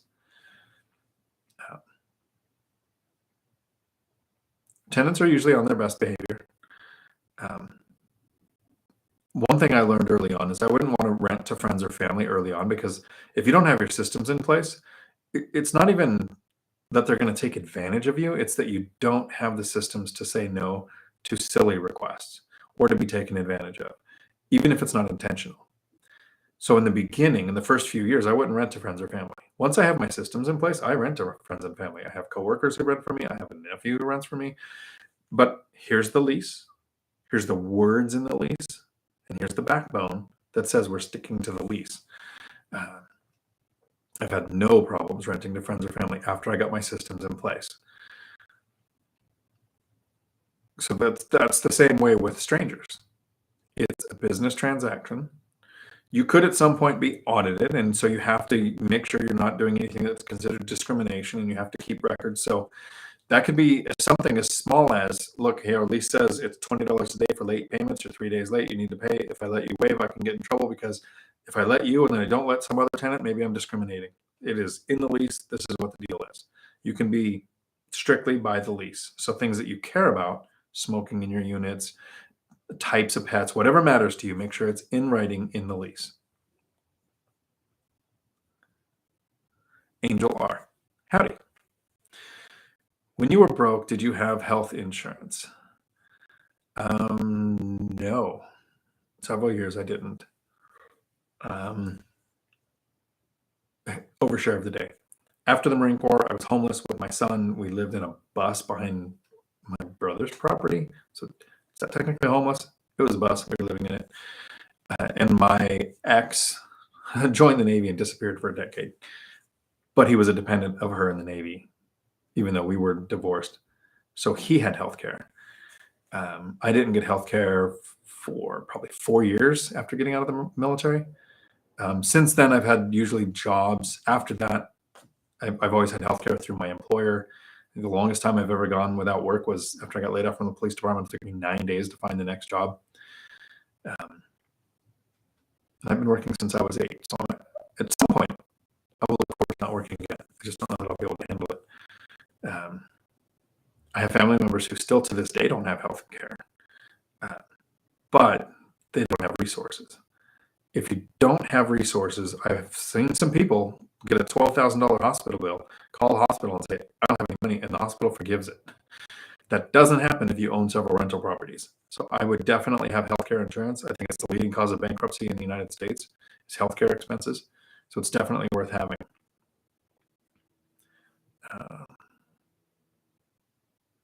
Fusions. Howdy. Samuel, thanks. Moving to Silverdale, Bremerton. Nice. We have a campus in Port Orchard, which is not maybe 15 minutes from Bremerton. So you will be pretty close to where we're at. Fusions. Howdy, fellow Marine here. Thanks for the info. Howdy, Semper Fi. And in typical Marine fashion, always remember that the blue crayons taste the best. I was at 0352. What were you? Chester. Tom, I'd have to get my chat moved. I'd have to get to 5 first because your day job whoops your tail some days. Today was fairly easy, only 10 hours working. Yeah, YouTube takes time. And sorry, I really appreciate that people show up and hang out for a live session and have questions that I can answer. I work around 50 hours a week running the CDL school and the nonprofit, and then I self-manage 16 rental units. I still like to have a life, so I like to do things, but YouTube takes up about 30 hours a week. Making a 10-minute video used to take 10 hours. Now it takes like 5 or 6. So I've got that down. But a live stream, even though it goes for, hopefully we have questions to go up to 3 hours, right? It's only 3 hours. Like, that's the beauty of a live stream. I'm hoping that the information is helpful. It's less entertaining, I think, than editing and putting in something funny and playing multiple characters and that kind of stuff. But the questions show that if you do this enough, it becomes second nature to where you can make quick financial decisions, like look at a property and within 10 seconds know, literally 10 seconds know, okay, I'm going to make an offer on this property. That's how long it takes. Didn't take that long in the beginning. So the more you expose yourself to this, the better. Tom, you're passing DC area tomorrow. Nice. Edison. Howdy. I love the joke. Always inspirational and informative. Thank you. Chester, I only have a half day to work tomorrow, but I will choose which 12 hours of work. Yeah, we use that in our work too. We're working a half day today, only 12 hours. Angel are replacing GFCI's outlets as I listen. Thank you for the lives. Very informative. Good luck. I just did that not too long ago at a friend's house, Angel, and it was old GFCI to new GFCI. So they're wired different. It was a lot of YouTube videos and trial and error. Luckily, when you plug them in the wrong way, it doesn't burn them out. And it was daisy chain too. So one GFCI covered 2 different rooms on a different floor. I felt like I learned something when I left there. And luckily it was a duplex because I was helping a friend on the one side. And when she turns to the other side, we're going to do the same thing on that side too. But now I kind of have an idea of how it works. And it was the first time doing it. First time really learning how to do 3-way switches and GFCIs. Fun. Julie, howdy. You're not too far away. You should come to the local Tacoma Phi meetup one of these times. Chester, 25,000, 15%, 3750. If you did that, there you go. Yeah, so 3750, which is how much is technically added to the investing fund every month because the reserve account is full. But if the reserve account gets depleted, that's what's going to refill it. That 15% for repairs, maintenance, and vacancy, when you don't need it because the reserve account is full, doesn't get added to the lifestyle spending because then you need it. It goes to the investing, which speeds up the time to the next investment. But if you ever don't have it coming in because you're refilling the reserve account, you don't miss it because you don't need it. Phil, would you suggest minimum time waiting to purchase the next rental if I just bought my first quad last Thursday and don't hate it? I have down payment and reserves ready for the next. The second you found it, I'd be making offers. The seasoning period, lenders will throw around that word. It doesn't matter. Your debt to income can matter for some lenders. So if you just closed on your first quad, if the next one, find a lender that will accept the rental income. They might want a few things like more than 3 months remaining on leases. So month-to-month leases aren't as attractive to me. But if you find a lender that will let you do it and will let your debt to income work for it, I wouldn't hesitate to make the same offer the same day.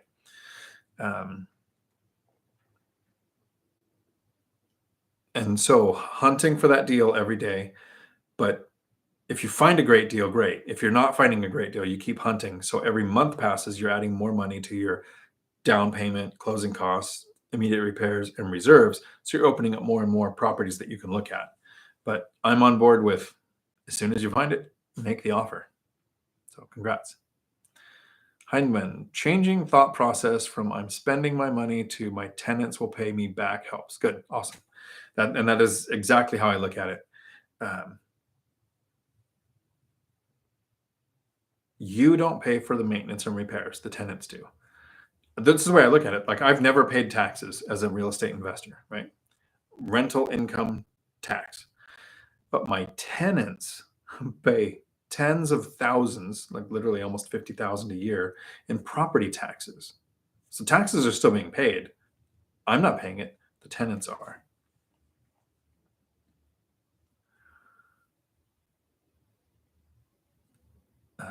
Angel, I barely see your tenants. They're right. They're night nurses. I live in a fourplex. The tenants in unit 1, unit 2, that I've seen them probably now 5 times since January of 2020. That's how long I've lived here now. Yeah. I don't understand people's hesitation to house hack because they think, oh, I don't want to live next to people. I never see them. Han Solo, what's your thought asking tenant to split capital improvement cost? Is there an answer?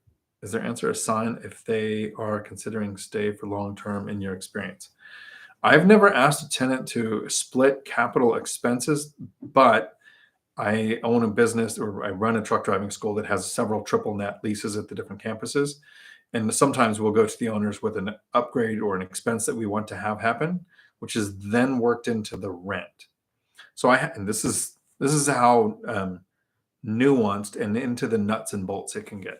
I have a duplex that's on city sewer, so I wouldn't do this if it was septic. But a tenant came to me and she said, I really like to have a garbage disposal.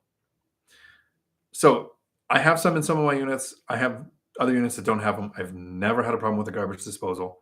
So I don't mind adding that to it.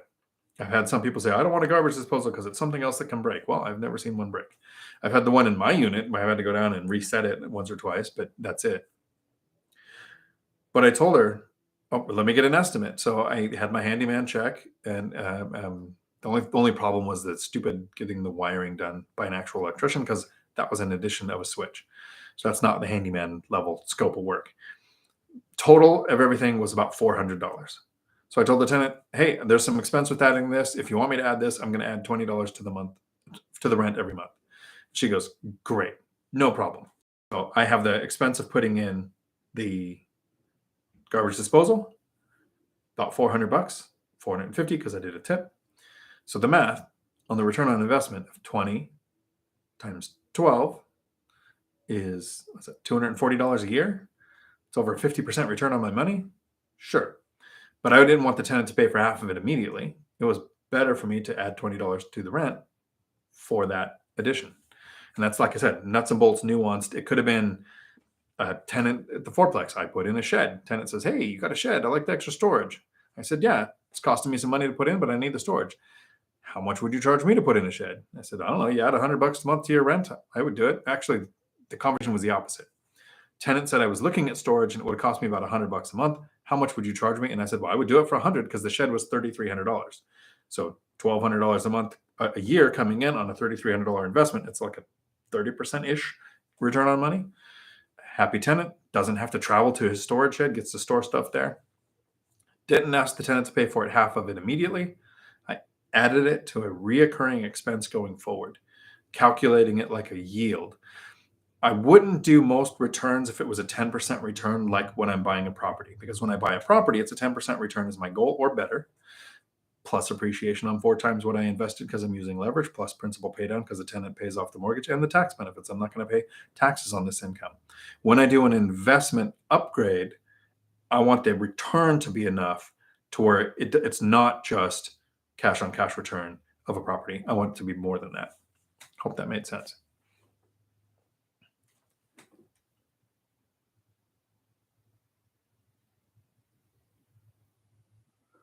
If the audio is muffled, And the live, rejoin the, let me know. I'll move the mic way down here and it'll be like creeping in on me in the movies. That was probably loud, sorry. Let me know if the audio gets muffled. Let me see, make sure I'm still on the same audio. It doesn't let me change it while we're in here. Okay.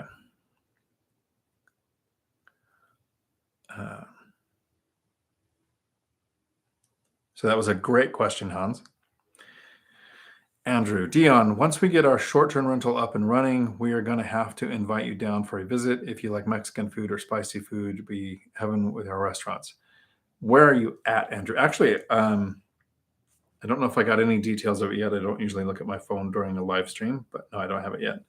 Today, I was invited to be a keynote speaker at a real estate convention in the Portland area in the middle of May. I think it's like somewhere between the 13th and 15th. So I'm going to offer to do a few things. I'm going to offer to come and teach the binder strategy and how to run it like a business. And then I'll do the keynote at the end, the wrap up. So you said come down. So figure you're south of me, but I'll be going towards Portland. If anybody's interested in the middle of May, I will have more details and I'll do a video about it, I'm sure.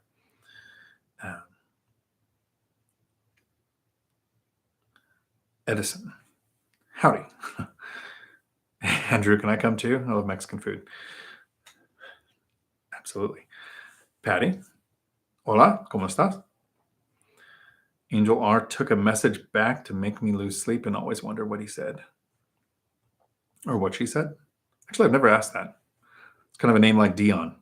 Could be almost any color, any gender. Andrew Edison, always happy to have you as a guest in the short-term rental. There you go. Tanisha, I think you stated you like to inherit tenants, but if the rent is below market, wouldn't it be easier for it to be empty, especially if 200 to 300 below? Can you, Tanisha, I'm going to watch the comments. Have you seen my binder strategy? I'll wait just a second to see. There's a reason why I prefer to inherit tenants. Okay, good. So I will take a quick few minutes and explain this. The reason that I got invited on, one of the reasons I got invited on BiggerPockets and have had articles written on me. An article came out today in Business Insider, a second article on me from them. Today, the one that came out is on the binder strategy. It is literally called the binder. I have a format for getting tenants to request a rent increase. So let's say you have tenants in a property and they're paying $800 a month and the area average rent is $1,500 a month. It would make a lot of sense to say, hey, tenant, I'm the new owner. Well, I want to buy it empty so I can just fix it up and then rent it out for $1,500, right? That's probably your best bet. But how much is a rehab? $5,000, $10,000, $15,000, flooring, paint, that kind of stuff. So if you go in there and there's a tenant and you say, you're at 800, the rents are 15, I need to kick you out. They move out, you have vacancy time, you have to do a rehab, and then you're going to rent it out for 1,500. Those are the options most investors see. It's way over there, so I can't grab it. I actually take a 3-ring binder and I have a 10 to 15 minute conversation with the tenants. And by the end of the conversation, the tenant asks for the rent to go up. I had a conversation about a month ago with an existing tenant in a property where the tenant said, this is how the conversation ended. The tenant said, Dion, will you please raise our rent $335? And when I said yes, they thanked me. This is the binder strategy. Tenants usually haven't looked at rents in a while. And when you buy a property with an inherited tenant, the owner has usually neglected the property and they've stopped paying attention. They've stopped doing rent increases. They're just ready to check out and get out of there. So I buy the property with the tenant in place and I make a binder. And the first page is a picture of the property with the price right off of Redfin or Zillow or something that the tenant's going to be able to see in a week or two anyways. I bring it in and I show, look, your rent makes sense to the person who owned this property from 10 or 15 years ago when they paid $200,000 or $300,000 for it. But I just paid $525,000, and here's the Redfin estimate at $700,000. So $700,000 is going to be what my taxes are based on, and what my insurance cost to replace is. So my expenses are more than your previous owners. Then I flip. The next page is a map of the area with all of the rentals that have the same number of bedrooms. So like for like type of rentals with a pinpoint of where they're at. Then after that is several pages of the area average rent. So now we're talking in this example where the tenant's paying 800, area average is 15. So they're paying 800. I show them all of these rentals where the average is 15. So I probably show them some 1450s, some 1550s, whatever, to where I say, look, around here the area average is 15. Give them the binder. Ask the tenant, what do you think would be fair? I've never had a tenant say, ever, well, I think it would be fair if my rent went down, right? That's logically in their best interest. But the tenant knows that logically, as a business, what is in my best interest is to kick them out, do a rehab, and set the rent at 1500. But I don't want to displace a tenant. I'm also kind of lazy, so I don't want to do the work. When I ask them what do they think is fair, so the numbers on the most recent binder was the tenants were paying 1100 and something. Area average rents were 15 and 16. The tenants asked for the rent to go up to 1460. So they're still below area average. They're still paying less than what they would if they had to move. I got a huge rent increase where most people would say, I want to do a $100 or $150 increase. You seem like a jerk. But if I show the tenant, I educate them what they would be paying, what my expenses have been impacted by, which they really don't care. The tenants asked for the rent to go up to just under area average. So they're still getting a good deal and they don't have to move. They don't have that cost. I don't have the cost of a rehab. So I prefer to buy already occupied or rent ready if I can't find already occupied properties. Because so far, 100% of the time, the tenants have asked for the rent to go up. The smallest binder strategy that I've done was $155, and that's because the tenants binder strategy me. I bought the property, I started fixing things up, and they came and they asked, because they were on a month-to-month lease, they didn't want to get kicked out. They said, if we go up with the rent, $155 a month, will you let us sign a year lease? Which is also my preference. I want 1 or 2 year leases. I was gracious enough to say, sure, I'll let you pay more for the thing that I want. And my tenants watch these videos. I've had tenants come up to me afterwards and go, yeah, I watched the video where you talked about the binder strategy, where you talked to us. I think it's great. We're getting better than the area average rent, and you didn't have to do a rehab. This is a win-win. So that's why I like to buy already occupied properties. And it significantly been more than $200 to $300 below average. So Chester, speaking of diversification, would you ever consider venturing into short-term rentals? I've heard the market is saturated, but I figured demand would boom for them in the months ahead. Depends on the area. And yes, I've considered going into short-term rentals. I was doing the binder strategy about a month ago, and I was kind of hoping the tenants would move out. I have a triplex, which is technically a duplex and a house. And with my small multifamily, I don't want to do short-term rental unless I do both units. I don't want a permanent tenant, year lease or longer, next to a revolving short-term rental. But I thought I have a duplex and a house. The house is by itself. So I call it a triplex, but one of those is an ADU. I don't know which one. But instead of moving, the tenants asked if they could raise the rent $335, and I acquiesced. I said, sure, I'll let you pay more for that thing that I want, even though I kind of wanted them to move out. Nice people, super nice people, totally great tenants. I don't want them to move because of anything they did. That would have been my first shot at trying out short-term rentals. But it probably would have, you'll make more money with short-term rentals, but it's going to be more intensive on my time. So I don't know that I would want 16 short-term rentals while working full-time. Yeah.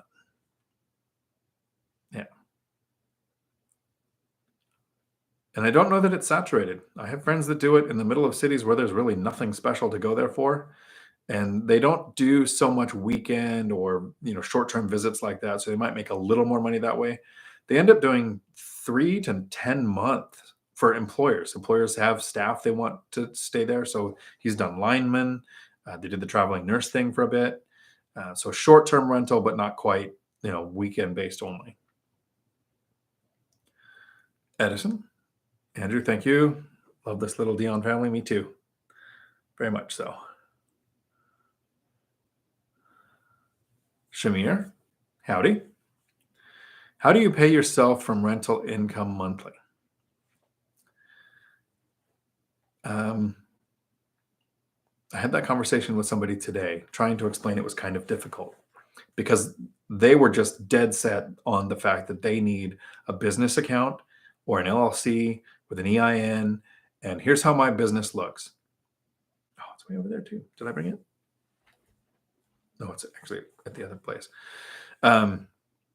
16 rental units, 1 checking account, total to my name. I don't have a business. I don't have a separate checking account.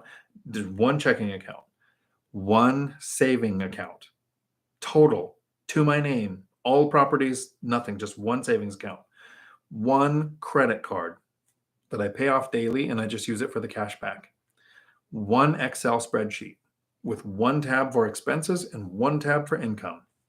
I write in there that there's columns that say what the expense was, what vendor, store, or contractor the expense was from, the price, the tax, the property it's assigned to, and then notes to define it. I take the spreadsheet with the income and the expenses and I send it to the CPA and I sleep like a baby. So I don't pay myself from the rental properties. All of the money goes into 1 account. I put money in the savings account. Mentally, $30,000 in the savings account is my reserve that I don't touch. Everything above that is what I'm saving for the next investment. Then I have the checking account, which always has multiples of what my mortgages would be. So I'm never waiting for a rent check to come in so I can pay a mortgage. The mortgage money is in the checking account, and then the rent comes in as that grows, because Friday is the most fun day of the month, because from the 1st to the 5th, my checking account plays vertical pong. It goes rent, mortgage, rent, mortgage, rent, mortgage, rent, mortgage, and keeps going up. And then at the end of that, I'll probably take $10,000 to $15,000 and move it over into the savings account. Absolutely confused by the amount of money that I'm making with rental properties now. But I don't pay myself. It just all goes into that 1 account. You can make this as complex or as simple as you want to. And check your area. Some places will want you to have an account for deposits. And that was really important when interest rates were above 5%, because interest-bearing accounts could have 2 to 3%. And that money in the deposit account is the tenant's while you have it. So in most areas, you are required to pay out the interest that they would earn on that deposit. With interest rates around 0.02, it hasn't been even a conversation topic for probably 5 years. But it's possible. So it's a good question. How do you pay yourself? If you have an LLC, which there are sometimes it makes sense to have an LLC. If you have partners, you want to use hard money. It is not because you want asset protection, because there is none unless you have partners. And it's not for tax benefits, because there are absolutely no tax benefits to having an LLC. The IRS actually calls them disregarded entities. And I do like that I can freely talk about LLCs now, because I've made the LLC rant video that I said I wasn't going to make till I had 10,000 subscribers. I have a long list of reasons why I don't want any of my properties in an LLC. But that is a good question. So I guess the actual answer is I don't. Andrew, you're in Las Cruces, New Mexico, 40 miles west of El Paso, Texas. Nice. I have probably driven through there a dozen times. I had friends in Arizona, and I drove to El Paso once to look for putting a trucking school, so I had to pass through close to you anyways. Anyway, and then last year I drove an RV from, I think it was Houston, all the way across Texas, and then through El Paso and all the way to Arizona for my friends. So I've been by there several times. Angel, how are you not paying taxes if you factor in saving cash flow won't it count as profit at the end of the year? I put in repairs to show 0 profit, but I still want to be bankable. Any tips? Right. So that was a question that came up at the very beginning. So here's a quick recap for anybody who hasn't been here for 1 hour and 54 minutes. You don't pay taxes on rental profit in my situation, because I get the money. So the big difference between W-2 income is your company has the money. Your company figures out how much taxes you owe. They take the taxes out to give to the government, and you get what's left, and hope you balance it out right at the end of the year. With rental income, you get the money. You get to take out your expenses, and expenses can make you not bankable. So I don't want to show more expenses than rents, which has never been the case. if I have $300,000 in rents coming in every year, and I probably have about $40,000 in expenses, right? For not principal and interest, that kind of stuff, but I mean like write-off expenses, heater repair, carpet, whatever. Depreciation is the magical friend. You get to take the value of the property, divide it by 27.5 over 27.5 years. You get to take that value of the buildings, even though your property is a year, has appreciated for a year and probably gone up in value. You get to tell the government that your buildings are a year older, so you're going to take that loss against your income. So depreciation plus write-offs for me every year has made it to where I've either made no money or enough to where it wouldn't have been taxed, or lost some money that you carry that loss. I'm trying to get the grammar right. Or you lose some money that you can carry forward to the next year. Here's how you stay bankable. When a lender is looking at your tax returns, they see your income, they see the depreciation, and they see the write-offs. They take out the depreciation, which then makes it look like you have a profit because that's a paper loss. It's not an actual loss. Very easy to stay bankable because you're using depreciation and write-offs to show no income, but the lender's going to take the depreciation out. So it's a great question, one that most newer investors and even some actual investors have been doing it a while. They don't realize the lender's going to take depreciation out. They just keep getting a yes from the lender because they send their tax returns off. They didn't pay any taxes. The lender looks at it and says, okay, you're approved. So most investors don't even realize depreciation is redacted from your loan to see if you have income. So good question. Hope that answer helps. So what's important is if you do have a lot of expenses, you don't have to report them. It is illegal to report expenses that you don't have. It is not illegal to not report expenses. So you can show that to the IRS that you're only writing off the things you want to. I've never had a time, even years where I replaced roofs, where the expenses came close to what the rental income was. But I'm in the far out universe of where it's possible, somebody could do that. Daryl, howdy. Sound is good now? Good. Yes, thank you. Tanisha, no. It's probably for something that 10-second Dion memory can't remember. Tom, trying to wrap your head around being bankable and not paying taxes. Should I pay some taxes to improve being bankable? Hopefully my answer just answered that for you. Had to drop and hook. So yeah, maybe that was towards the beginning. I might have missed that, Tom. But there you go. There's the answer for you. Hindman, when you were talking about the garbage disposal, you said an electrician did the wiring because it's new, not a replacement. How do you draw the line between electrician and handyman and electrical? Local laws are the ways to do it. Here in Washington, since I live in my unit, I can do the electrical here. I will do replacement electrical, or a handyman will do replacement electrical in my units. Check your local laws. Anything in the electric box, the panel, I don't touch. Handyman doesn't touch. Certified electrician goes in there. Most of that work, even if they're just doing, depending on your municipality, even a circuit breaker replacement can be a permitted job. But if you're adding something, if you're cutting a hole, rewiring, and doing an electrician all day long, or insurance might not, depending on your insurance company, they might not recognize a complete burn down fire because you had one thing done by somebody who wasn't certified for it. But replacing things like wall outlets and that kind of stuff, and check your area. In my area, it's not required to have somebody who's licensed in that to do it. So I draw the line on what is legally required, and that I have a handyman or myself that I trust to do that kind of stuff. Yep. Tanisha, thanks for the explanation. Thank you. Hans Solo. If renting out 5 to 10% above area average, how do you recommend approach to when it comes to renewal? If you're above area average, it's usually hard to do any kind of an increase. And if you do one, I wouldn't do a very large one, because supply and demand, at some point, the tenant might be motivated to move. And you're trying to limit tenant turnover. Tenant turnover is expensive. And is there a reason that you're at or above area average? Was it a recent reno? Did somebody move in recently and you're kind of leading it? Is it just a much more high end than what the area average is?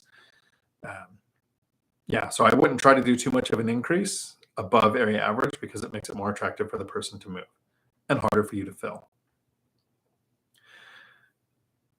Your expenses do not set rents. That's a hard concept for a lot of people to accept in the beginning. They think, if I pay more for the house, I need to get more rents. If I do more upgrades to the, I put in granite counters, I replace the roof, I need to get more rents. That's not how it works. Tenants don't care what your expenses are. If tenants cared what your expenses were, a property with a mortgage would have to rent out for more than a property that's paid off. And renters don't know if that person has a mortgage or not. The rent is the same. There's only one thing that sets rents. Wages impact rents. As we have wage increase and rents will go up. If we have companies leave the area and wages drop, we're going to have rents go down. So wages impact rents.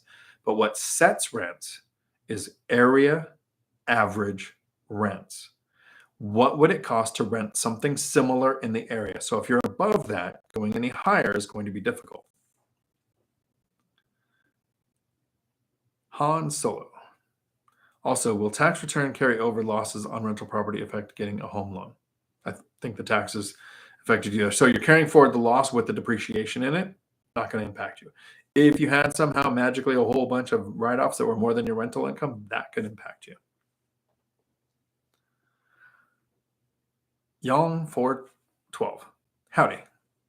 When purchasing property, do you consider the year it was built? For example, homes built prior to 1978 might have lead paint and aluminum wiring and electrical. If numbers make sense, would you buy? Yes, I look at the year because I want to ask the right questions. When were the updates done? Home inspection is going to tell me if there's knob and tube wiring or anything like that that I would want to take out. You can have a lead test done to see if there's lead or asbestos. I would know from the home inspection if there's aluminum wiring.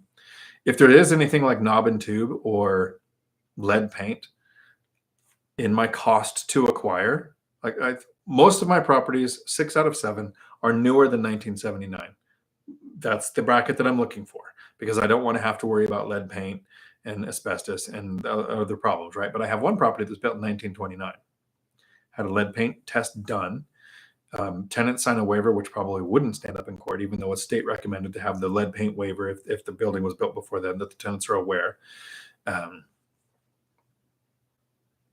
So I consider it in the cost to acquire. If you had to do a lead paint, what is it? It's not redaction. It's some other word that means processed, fixed. How much would that cost? That would factor into my cost to acquire to tell me whether I would pursue the deal or not. So yes, I do consider the age, and I generally prefer, but it depends on the area. I know that Matt invests, the lumberjack landlord, invests near Boston, where some of the buildings are well over 100 years old. And it's just kind of normal there to have tests done, to have the service done on it. He probably knows more about how that works. And so the best thing to do would be to ask Matt that question on his Sunday morning live stream, which starts at 8:30 Western, so 11:30 Eastern. Thanks. Yep. So I do consider those. Chester, as a follow-on to Young's question, wouldn't it make sense to lower or increase maintenance repair costs with the age of the property? That is actually something a lot of investors do, but I don't. If I had a brand new property that was built, brand baby new, built yesterday, just closed on it today, a lot of people say, well, I could probably get a better cash on cash return if I do less for maintenance and repairs because it's so new. A 4-day-old heater and a 40-year-old heater are going to break just as many times in a year. It's been my experience. So expenses are still there. Part of maintenance and repairs is because eventually you're going to repair the roof.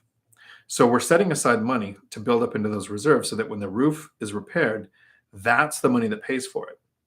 A brand new building is going to have a 30 or 40-year roof. I have a property I just put a roof on. The building was built in 1992, but the roof was when I bought it in 2020. So I'm still always setting aside the same for major, because it's CapEx and maintenance. The maintenance expenses on a brand new house, to me, haven't been much different than my older properties. I've got the 1929 property. I've had one issue with it since I've owned it. Two now, because I had an HVAC motor that had to be replaced. And I've got properties all the way up into 1990s. I don't have anything newer than 2000 yet. They all have the same amount of maintenance. So I would not reduce the amount. Kind of like I live in an area where I haven't had a vacancy in 10 years. I've had 2 tenant turnovers, but I had lines of people waiting for them to open, so I've never had a vacancy. I still factor a 5% vacancy cost into that because I'm not covering how long it would take me to get somebody. It's when there's a turnover, there is an expense to vacancy. Listing the property, my time screening the property, the flip, so any cleaning, carpet, paint, anything like that's going to come out of that amount, whether it's a brand new building or a 30-year-old building. So I don't change those very much. Alec, howdy. Thank you for putting all the time, effort, and content you put into helping and educating people. Count me as a friend. Thank you. The kind that would help you move in a snowstorm. That's a great way to put it. I'm going to steal that. Julie, do I need to make sure my licensed general contractor is hiring an appropriate person to do the electrical, or is that on him? Remediation is the word. Thank you, Clinton. And howdy, Clinton. So, Julie, that's a good question. The general contractor is hiring them, so the general contractor is taking the risk. I check the insurance. So yeah, I check the insurance of anybody who goes in the electric panel or anybody who goes on the roof. General contractor insurance is a lot cheaper than roofing insurance. So you'll find roofing companies who get general contractor insurance because it's so much cheaper. But then they don't have the insurance coverage to handle somebody falling off your roof. So I verify that anytime. I've only had 2 roofs done, but every time I've done it, I've gone to the state website, look up their insurance, look at the actual verbiage, what type of insurance this is, make sure it's checking off the right boxes. Yeah, so that's a great question. I haven't done a lot of rehabs, so I don't know. It'd be a great question for Matt on Sunday or Matt on the Facebook group. We have the 3 amigos of FI, me, Matt, and Mike, and Millennial Mike, and a bunch of people in that channel will answer questions. I need to start doing more videos with Millennial Mike. That'd be good. But Matt and Mike have worked with a lot of general contractors on rehabs. They would probably have the better answer on who's responsible. I would check the insurance just because I haven't done it yet. If they go in the panel or on the roof. Yeah. Yang, thank you. Tom, thank you. North Colorado Dawn. Today, Mathis from Anderson Business Advisors had a good explanation for LLC protection. The LLC is to protect you from the property. You are correct. The IRS doesn't even acknowledge LLCs. And there are several counties in the country that are using the 1996 IRS decision to set precedents. They are no longer piercing the veil on an LLC. They are disregarding a single member LLC in lawsuits. So there is no asset protection with an LLC. There are some counties that don't. So there are some counties where you still have to pierce the veil. It's really not that hard to do. LLC is not good asset protection and absolutely no tax advantages. Hans, thank you for all the insights and for answering questions. A+ effort and content. Please let me know when people start moving to other planets and which planets they will choose so I can plan too. So it's a childish fear, and it's kind of a joke, like I said, but I used to make money playing a game called Ultima Online that had a map that you would play on online. It was an MMORPG, one of the first, came out in 1997. And you could build houses, you could build castles. And I was like a virtual real estate agent. I was playing the game, I would get real estate and I would sell it. And I would buy real estate and I would sell it because there was limited spaces for houses, hard to get the resources. And some of my castles sold for over $1,400. Most of the houses sold for like $20 to $80. So you'd have to do several in a week to make it worth your time. And then they doubled the map. They had Tremo was the original one. And then I don't know if it's like Fremel or something, but they made a whole nother map. Property values dropped because you literally just doubled the living space. So if we develop time travel or travel to another planet, rents might come down. So we have been going for just over 2 hours, which is fine. We can do this a nice short live stream if we want, but the live streams go until the questions stop. So I'm going to finally have some vodka do and see how long the voice lasts.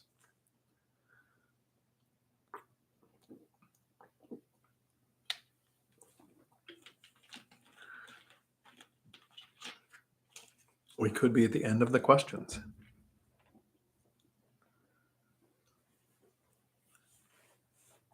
give it a few more minutes here. The theme of this in the beginning was some people are so broke, all they have is money. So if you watch the first, I think it's only like 17 minutes. So it was actually a really short intro. Normally the intros, I try to shoot for 10 minutes, but it usually takes about 30.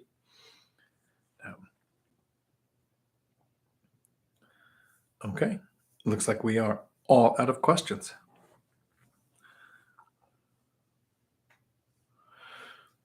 Late on the East Coast. That's okay. We can have a nice short live stream. Have you ever, okay, Clinton, have you ever had a renter offer to do upgrades to your property, maybe to knock down rent? Not upgrades. I have had tenants offer to do some repairs and then take out the amount of the repairs, and I have denied it. I want my handyman to do the work. I don't want the tenant seeing repairs as a transaction between us. We have a lease that says I provide a living space that's safe and clean and functional, and you pay the rent. I don't want it any more convoluted than that. So I don't want the tenant fixing things because I have a handyman whose continued employment with me depends on the level of his work. Whereas a tenant might do, I'm going to fix this well enough for when I move out in a year. Or they might have terrible skills. So I have had them offer to do work and then take the money out of the rent later, not to lower the rent, but to like literally say, I bought a light for this amount and I put it in. So here's the receipt, take that out of the rent. I would have the handyman do it. It's unique to the situation though. If you have a journeyman electrician living in one of your units and you have a problem and they're licensed and insured and bonded, sure, I would hire them to do it. But I would say, you're going to bill me. I'm going to pay you. This is separate from the rent. Let's keep a clear separation there. So, cool. All right. This is almost one of my shortest live streams.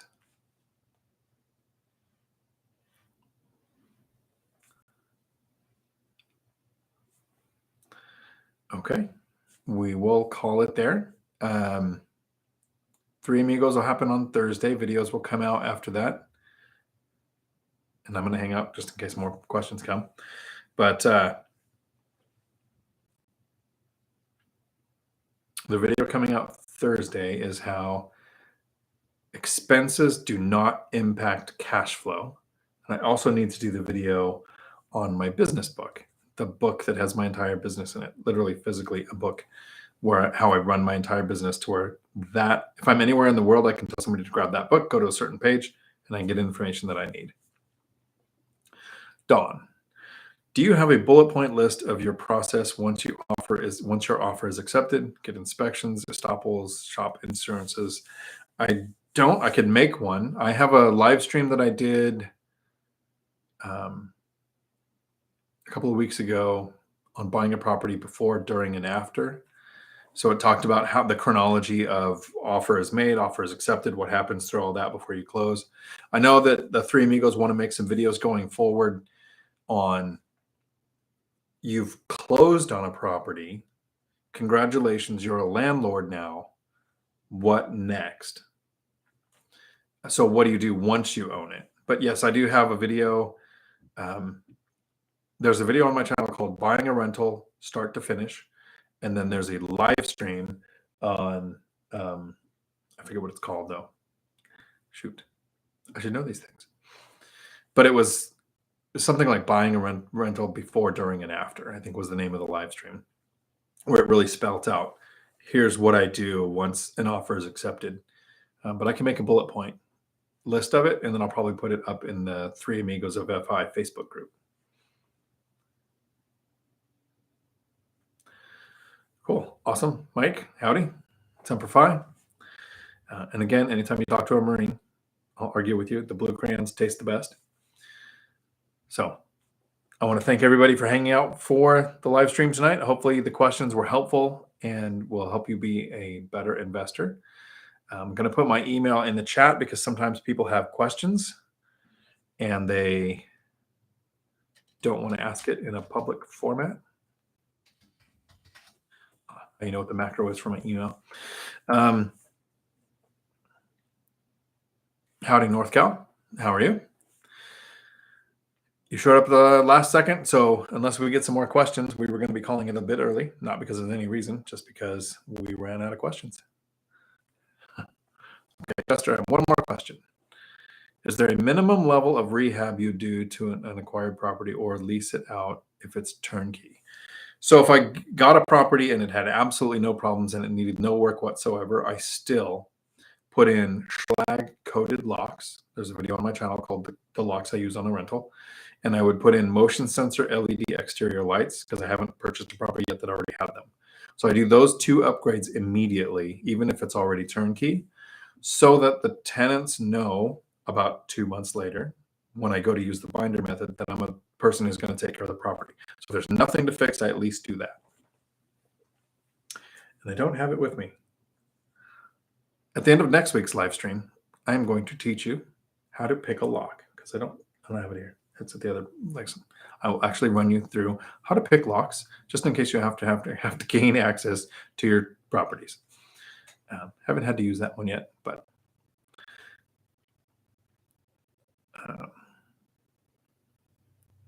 Tanisha, thanks for the live stream and answering questions. Thanks for hanging out with me. Throughout the week, as you think of questions, write them down. Have them for us for next week. North Cal, do you use any tools to manage properties, Quicken, some CRM, etc.? How do you manage renters, put in service requests? So one of the first things I do is I set expectations with tenants on how to communicate. So service requests should be texted or emailed. I tell tenants there are 3 words that warrant a phone call. These are the only, if these 3 words are in the conversation, this is the only time you can call me because I never answer the phone when I'm at work or ever. I don't even have voicemail set up because it's not 1984 anymore. If the conversation is going to include fire, flood, or blood, call me. And then call me and call me and call me until I answer. If it doesn't have those 3 words, send a text or an email of what needs attention, and we'll get it handled as quick as possible. If the text is something simple like, hey, the screen has a rip in it, we need to fix it, I will text back, okay, great, handyman will be out there, and then I'll coordinate that. If it's something like the front window broke and the front room is exposed to the elements, I'm going to move the conversation to email because emails are admissible in court, texts are not. So I'm going to say things like, okay, the window is broken, I've got a handyman on way to board it, I need to get dimensions to order it or whatever, and then ask the questions on how did the window break? If it was building settling, sure, I'm going to replace the window. If they threw something and went through the window, tenant's going to pay for it. And it's easier to do that if it's an email. So I'll convert conversations to email. I don't use Stessa. I don't use Hemlane. I don't use any kind of management software. I self-manage 16 rental units, all handled through email, and I have one Excel spreadsheet for expenses and income. So I'll put expenses in there. That goes to the CPA. My business, which will be the video that I was talking about, I have a book that basically my entire business fits into. It's a leather journal, and each property gets 10 pages. And I'm going to break down what I put on those 10 pages, how I do it, how I keep it consistent. There's a picture of the property, literally like paper clipped in there like a scrapbook. The mortgage number, the mortgage origination date, the owner of the company, the phone number to the mortgage, the insurance, the date that it was started, when it needs renewed, insurance policy number, when I replaced the refrigerator or did the roof or any major repairs, and how it's all recorded to where my entire business fits in that book. You could probably have a software that does the same thing. I use the book as like a vision board. A lot of people have a whiteboard where they put things on it to this is the car I want, this is the house I want, this is the vacation I want, to motivate themselves to do it. That book has a lot of 10 pages in it. So it's my motivation to buy more properties. I will be making that video soon. It should come out like this week or next week on that book, how I do it, why I do it that way. But I really try to keep it as simple as possible. We can make this as complex or as simple as you want. And while Hemlane probably works great, I haven't had a need for it. I use apartments.com to advertise properties, to screen tenants, to get credit reports and eviction reports. I use the Thumbtack app to find contractors, get quotes, and read reviews. But that's probably about as tech as I get. Thumbtack, apartments.com, and one Excel spreadsheet. So for me, that works pretty good. Dawn, thanks so much for helping. Transparent. I'm happy to help. Hoping it does. Julie, can't wait for next week. Thanks. Me too. North Cal, great content as usual. Thank you. Con, what key tips can you give on rental information when you list the apartments for rent? Example, credit score, W-2. So when you're screening for the tenants, I don't ask about income. I will ask for work, where they work, so I can verify it. And I do have one guy that literally said he's an investor. Like that was his job title. He just invests. I was like, okay, great. I require at least a 700 credit score or higher because I don't care about income. If I cared about income, I might go with a lower credit score. I want a 700 credit score. I could take less if there was a history that I could understand. If I could see certain medical expenses or a recent divorce or something that justified, here's why my credit took a hit. I can look at history as well as score. But so far, I've never had to take anybody who has less than a 700. I have Section 8 tenants with an 830. So taking out the income requirement opens up things for like bartenders and waiters and cosmetologists, people who make their money through tips. And then I do no evictions ever. I don't care if somebody had an eviction in 1960. If somebody went through the whole process of making an owner go through an eviction, I don't want that person in my property. I think I had an inherited tenant who had an eviction on his record, but I didn't screen him. So it was in the property. I didn't make him move out. When you acquire a property and there's already a tenant in place, you didn't get to screen them. So I don't then go and meet the tenant and go, hey, I'm going to run your credit. I'm going to run your background check.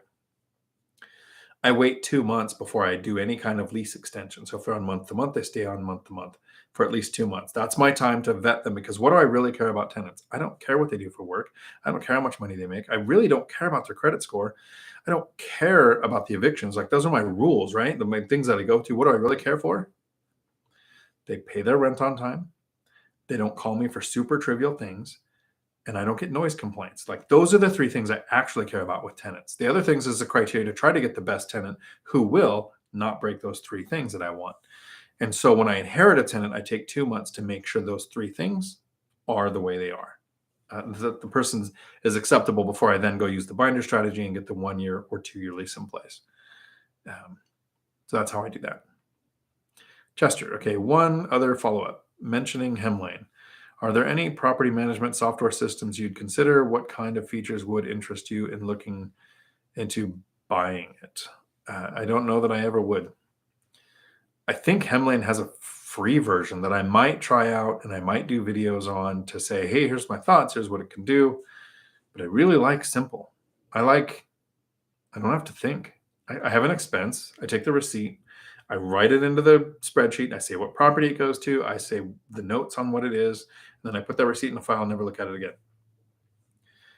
I would probably have to have, like, if you want to make this complicated, a QuickBooks account, which costs monthly, and then a property management software, which probably have a cost. I would have to put the data in a couple different places. And self-managing 16 rental units right now for over 2 years has taken me about 2 hours a month. It doesn't have to be very complicated. So I don't know what would make me want to buy it. Yeah, I can't think of anything. Maybe collecting rents, but even then, I have 3 rules or 3 goals when it comes to collecting rent. First, I want to make it easy on the tenant. And some tenants don't like the internet. I have a tenant who writes me 12 checks and gives them to me, dates one for each month, because she doesn't have a smartphone or the internet and doesn't want to have to drive all the way into town. So I'm like, all right, hey, this works for you. I want to make it easy on the tenant. Second thing is I want to leave a paper trail. Checks are a paper trail. Zelle is a paper trail. ACH, Venmo, PayPal, Cash App, all of those things leave an electronic paper trail. And since it's a format that the tenant is used to, it makes it easy on the tenant. And then the third thing is I want to save myself a trip to the bank. So those checks that I get are deposited with an app. So even then, even if I could collect rent, I don't know that I would want it, because not all tenants are going to be as internet savvy. Yeah, I don't see a need for software. Con, do you ask them what their credit score is up front before running a credit check? I do tell in my advertisements, I'm very clear because I'm not running the credit check, apartments.com is, which costs the applicant $45. So in my advertisement, it says, my criteria are I want a 700 or better credit score and I want no evictions ever. So don't apply unless you meet this criteria because you're wasting your money. And then I've had people reach out with an email talking about whatever their history was. And there was one with a lower credit score that I probably could have taken, but the history told me no, this was a problem that had judgments and garnishments and all kinds of things that told me they don't care if they pay their stuff on time. I didn't like their story. So you can have emails back and forth before they apply to have that, before they incur that cost. Tom, like that topic. I'm a landlord, now what? Yeah. What to do once you close on a property. Yep. Chester to Con, you might be able to ask them for their credit karma as a pre-check. You can. Pretty easy to document that. But I think letting them know what you will accept is more important than asking them for something before they pay for it. So cool. Hope that helps. And we stretched out another 26 minutes. So the goal is I'm just trying to make all of the knowledge that I have available to everybody. And when I can think of what I think someone would want to know, I can make a video. I would never think of these questions. So I think these are some great questions because it brings up things that I should be helping new investors learn. So we'll wait a few more minutes just in case anybody showed up later. Quick recap. I think everybody's been here a while, so everybody should know who I am. My name is Dion. I own 16 rental units. I got them in less than 10 years. Work became completely optional. And my goal is to show you exactly how I did that. So you can pick the parts that work for you. Sometimes it's going to be house hacking. Sometimes it's not house hacking. Sometimes it's buy and hold rentals. You might want to go for commercial. You might want to go for different aspects. And I can direct you to people who can answer those questions too, because I do make content with people like Michael Zuber, Millennial Mike, Matt the Lumberjack Landlord, who've done it very different than I have. I think Millennial Mike is a good addition because he invests at a distance. So that's some content that I want to share with people too. So I want to bring Millennial Mike on and have him go over choosing a market, because I've made a video on how to choose a market, but it's from somebody who's repeating topics that I've seen. Millennial Mike actually chose 2 different markets and invested at a distance. So I want to bring him on here too. I'm trying to share the information without charging for it. Someday it might make sense to have a course, but right now I would tell everybody my YouTube channel is the course. I'll make a playlist of like, this is the order of these probably 10 videos that you should watch. And I'll probably call the playlist my course. If I ever wrote a book, which I have outlined, and I want to write a book, I have written a book for someone else that I was a ghostwrite project. So their name, my information, that was fun. But I haven't written one myself yet. And if I do, it's going to be at cost. I'm not going to write a book to share the information and then lose money on it. Somebody suggested in the live stream, if I ever do a course, it will be a course at cost too. Whatever teachable charges for their stuff, whatever they need to make, that's what the cost of the course will be. I think if somebody teaches financial information, what I like about Michael Zuber is he has like 6,000 videos on his channel, right? So all of the information that's in his course is in his videos. You can get all that information in there. But 6,000 videos that you would have to watch in some kind of chronological order and take notes on what really mattered, or pay a couple $100 to get the information from all of his experts in a teaching format in the chronology that matters so that you can just target and find it. That makes sense. There are people who have real estate courses that charge thousands. And if somebody's making their money off of their course, they get the guru title. And I don't think anybody should be following the gurus.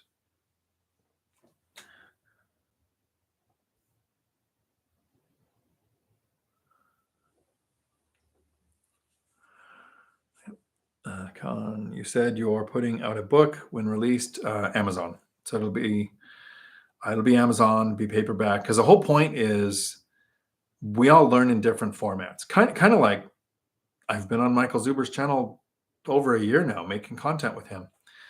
And he read the Business Insider article that came out on me. And because he's a reader, he's a physical, like he said he doesn't even like to read on a screen. He likes to have paper in his hand and read. He printed the article and read it. And then in the next couple of videos that we made, he knew things about me that I've talked about a dozen times that he just never paid attention to, but he read it. So I want a paper book for those people. For decades, that was what I was. I was the reader of the page turning type.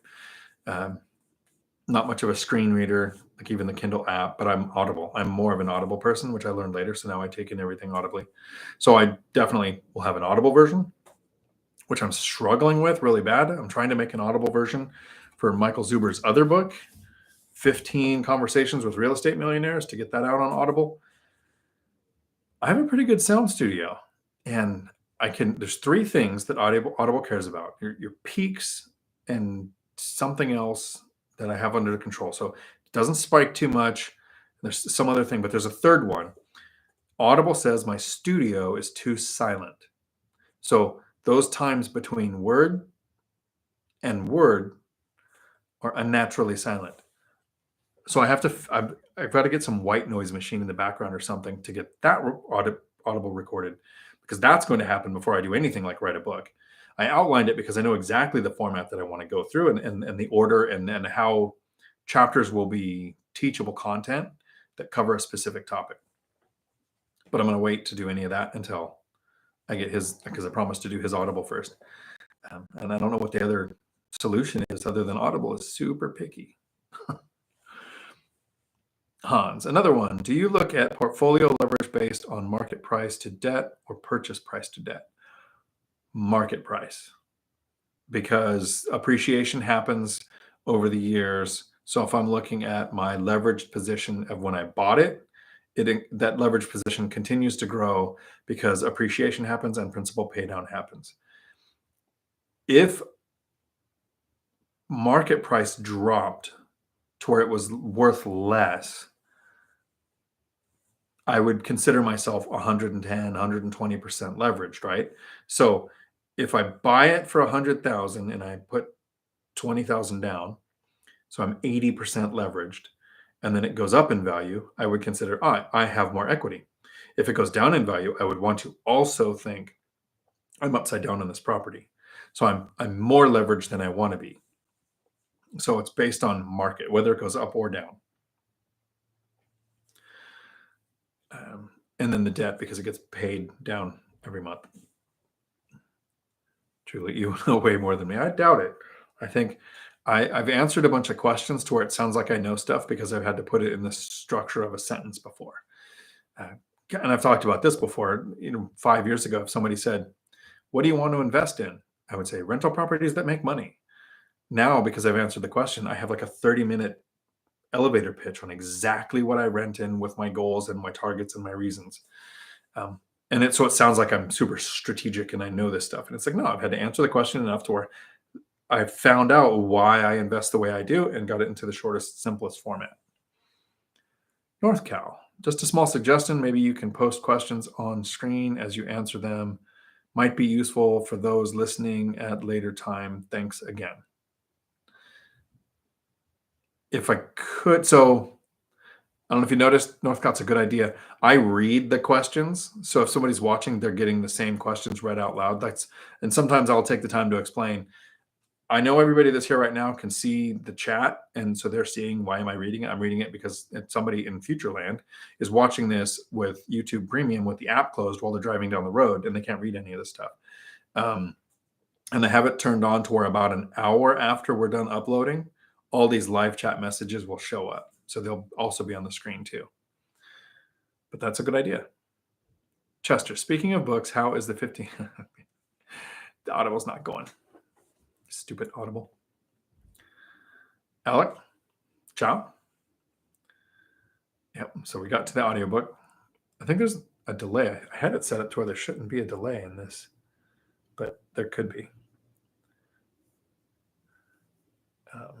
Pallavi, I was one of those foolish got scammed into use all up savings thinking I need proper learning.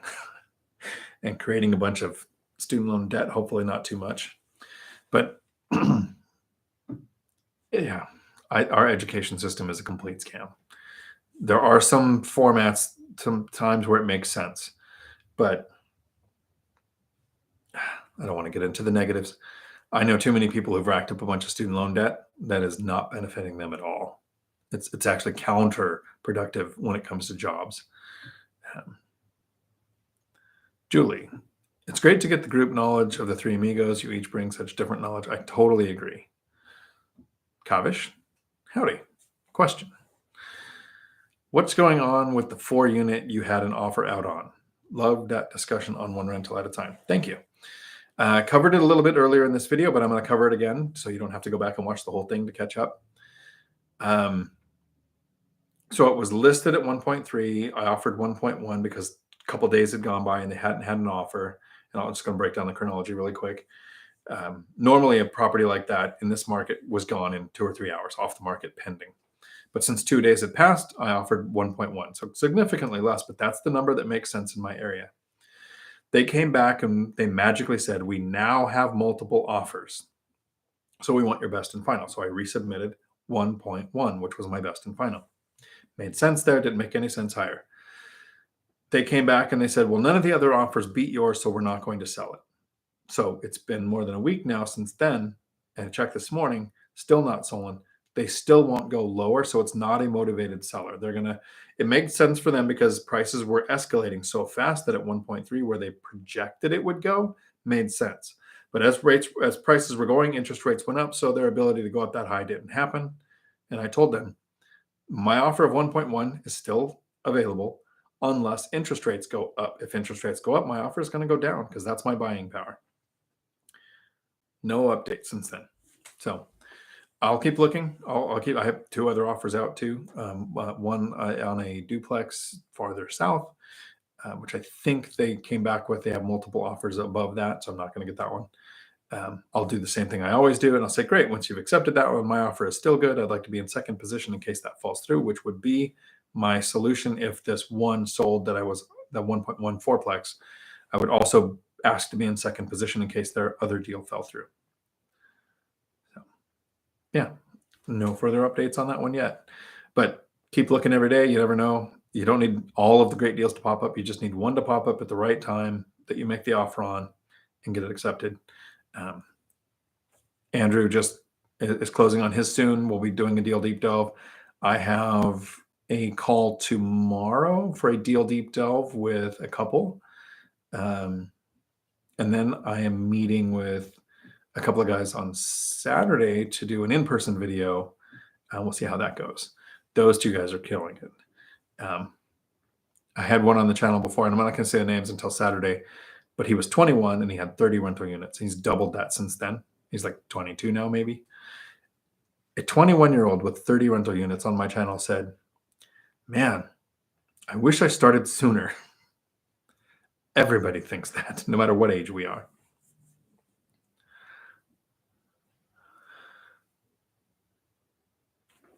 And then, thank you, sir. Kavish. When I saw that video, I used the exact same lingo, hoping to hear back. Nice. Awesome. Perfect. Larry, howdy. If Interstellar happened, you could rent to extraterrestrial videos. Yet another reason to invest in real estate. There you go. So I guess the property moving can go both ways. Chester, an aha moment about debt. Those who know how to use debt understand to buy assets to make cash flow. Those who do not understand know how to use debt, use it for things other than assets or risking on themselves. Yeah, it's very close to, if you understand interest, you earn it. If you don't understand interest, you pay it. Pallavi, not education, but to those institutes charging thousands. Oh, okay, thank you. Sorry that you fell for that. Yeah. If it costs you thousands, it seems like it would make more sense to buy a bad deal and lose thousands on it. You would learn way more than you're going to get out of a course. But that's just my personal opinion. North Cal. Oh, lastly, another suggestion. Maybe you can have Zuber on your show one of these days, or another guest you find interesting. Best RE content. Yeah, we could do that. I do like, so when we do the Three Amigos on Thursdays, what we do is we record at least 3 videos for Mike's channel, and then we record 1 video of the Three Amigos for my channel. And I could do some more one-on-one. I have some one-on-ones coming up with the lumberjack, possibly to talk about the thing that we covered earlier on how does his timeline look compared to mine in this first 10 years. Not that one's better or worse, that how does recycling capital look when you compare it to recycling cash flow? Ultimately, the end results at his 21st year, his way is far superior, based on the goal of wanting the most units in the largest portfolio, if that's the goal. Yeah, but I would like to get some more guests, sure. Phil. Larry nailed it. Kavish, with purchasing power decreasing, as you mentioned to your agent, are you looking into different buy boxes like duplexes or potential Airbnbs that may still give you 10% yield? Or are you set on the 4s? I'm not really set on the 4s. My goal was to find a 4 that had the yield, but I've made offers on duplexes in the last couple of months. Haven't got one of them. So I'm still looking for the yield. Single family, duplex, triplex, fourplex, whichever one's going to have the best yield is where I'm going to make the offer and get the offer accepted. I wanted a fourplex because I have 6 mortgages and 7 properties, which means I have 4 more mortgages I can get in my name before I hit the limit of 10. Once I have 10, then I'm going to have to go to commercial lending or pay off a mortgage, rinse and repeat, and add and stay at 10. Or stop investing. I don't know. That's still 4 mortgages away. But if I added 4 more mortgages of fourplexes, that is a larger scale. So that was why one of the reasons was to find the fourplex. But the right deal pops up, I'm going for it. I don't look at buying short-term rentals because even if I bought a property with the intent of using it for short-term, I would want it to have a return as a long-term rental just in case municipality, HOA, or something in that area takes away the ability to have short-term rentals. I would still want a productive property. But I might do short-term rentals and benefit from it while I can with a property that could be profitable as a long-term rental. Chester, by going to college in the hopes of getting useful enough degree that would land them a job, trapping them in the rat race. Very much so. Yep. Tom, is the fourplex a class? No, it's class C. Class C fourplex in my area goes for at least $1 million. But remember, price is just one factor. The yield would be there if I bought this at 1.1 million. It's not there at 1.3. And I don't like Class A or Class B. I prefer Class C areas. There's more demand in an economic downturn. I know I've heard a couple of people say, well, the A people are the last ones to be impacted in an economic downturn, and that's not what I see. I'm in an area where there is Microsoft and Amazon and Boeing and like the hubs, not the hubs, like offices, not just the terminals. And when one of those is impacted, Class A is the first one to hit. Boeing, people that work for Boeing around here live in the Class B and Class A neighborhoods. I want to rent to police, nurses, teachers, electricians, people who work a regular job and make a regular income. I don't want to rent to people who, when I was a police officer, I was making $2,600 a month, $1,300 every 2 weeks. When I lost that job, it took me 9 days to find a job that doubled my income. If you have a Class A or Class B tenant and they lose their $150,000, $200,000 a year job, it's not that easy to pick up another one right away. And it would probably require moving. So I prefer to be in Class C neighborhoods, a lot more demand, less turnover, less vacancies. So hopefully that made sense. Mark, howdy. Hey, Dion, my mother is gifting me a property that is fully paid off and a rental. I'm also in the process of buying a house-to-house hack. What's the best way to use the house my mother is gifting? Best is subjective. I don't want to put thoughts in your head either. I'm not in a hurry. I knew it was going to take 10 years. So if you have a paid off rental and it's cash flowing, Lumberjack Landlord and Michael Zuber recycled capital. So something like a home equity line of credit or a cash out refinance or cash out finance would be the way to get capital to put it to work. I would recycle the cash flow. Add the rental income to your savings rate, and in a year or two, save the down payment for the next house hack because you're currently moving into a house hack. Take that rental cash flow.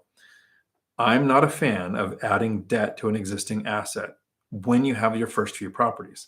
I have 7 properties with 6 mortgages. One is paid off. Originally, when I talked to Matt, the lumberjack landlord, and Michael Zuber, they had me almost talked into, peer pressure, taking out a cash out refinance to have more tender available in case there were deals would pop up in the future. I didn't. When you look at their whole portfolio, Matt has 115 units, Mike is approaching 200. Both of them have several paid off properties that they didn't touch. When our portfolio is small and I only have one paid off property, I'm not going to touch it. Your portfolio is small. That paid off property is a sense of security. It is cash flow. Currently, I would not touch the equity. That's the investing strategy that I've used. I don't touch equity. No HELOCs, no cash out refinances. I'm not adding debt to an existing asset to acquire another asset with debt unless I could find a deal. If I could find a deal that had 20 or 30% cash on cash return, I would absolutely cash out, get that to a property that's not performing as well, and put the money to work. But I'm not. Great deal in my area is a 10% return. And by the time I find one, I usually save up the next down payment. That is how I would look at that. Your debt to income ratio is going to look a lot better in a couple of years once you have the rental income from the rentals, and not having debt on that helps your debt to income ratio too. So I would recycle the cash flow. Ask this question again on Sunday and see what Matt the lumberjack landlord says. He's probably going to give you a very different answer. His portfolio is much larger than mine. So is your goal, like mine was, financial freedom in 10 years or less, make work completely optional? Or like Matt's goal, he's at the 21-year mark, still investing, still growing, still working. Different goals. But congratulations, and hope the house hack goes well. And I would probably look at the house hack as something that you repeat again in a year or two, using the money that you save from house hacking and the rental profit from the paid off property to save the down payment for your next house hack, or maybe just your next investment. I only did one house hack, and then I purchased duplex, 2 more rentals, and then I house hacked again. So there was 2 duplexes between my house hacks. Kavish.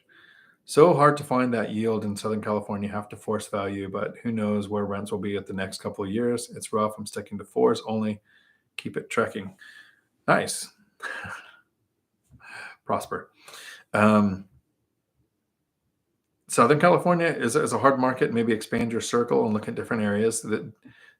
Different areas are very defined in Southern California. I have one brother who invests in Rosemont, California, so right on the outside of LA County into Kern County. More landlord-friendly laws, easier to find properties that don't cost as much. I have another brother who actually still lives in LA County, doesn't invest in rentals, but has his house paid off in Fraser Park, and the prices there aren't that bad. You'd be looking for commuters, for renters probably, but the prices there are cheaper than they are in Washington. And they're more expensive if you get down past Canyon Country, in that area. So expand the circle, see what you find. Army Phaser, howdy. Always seem to catch the 2 hours into the broadcast. Well, I'm glad you showed up because we were almost going to call it at like the 2-hour mark because we were kind of running out of questions.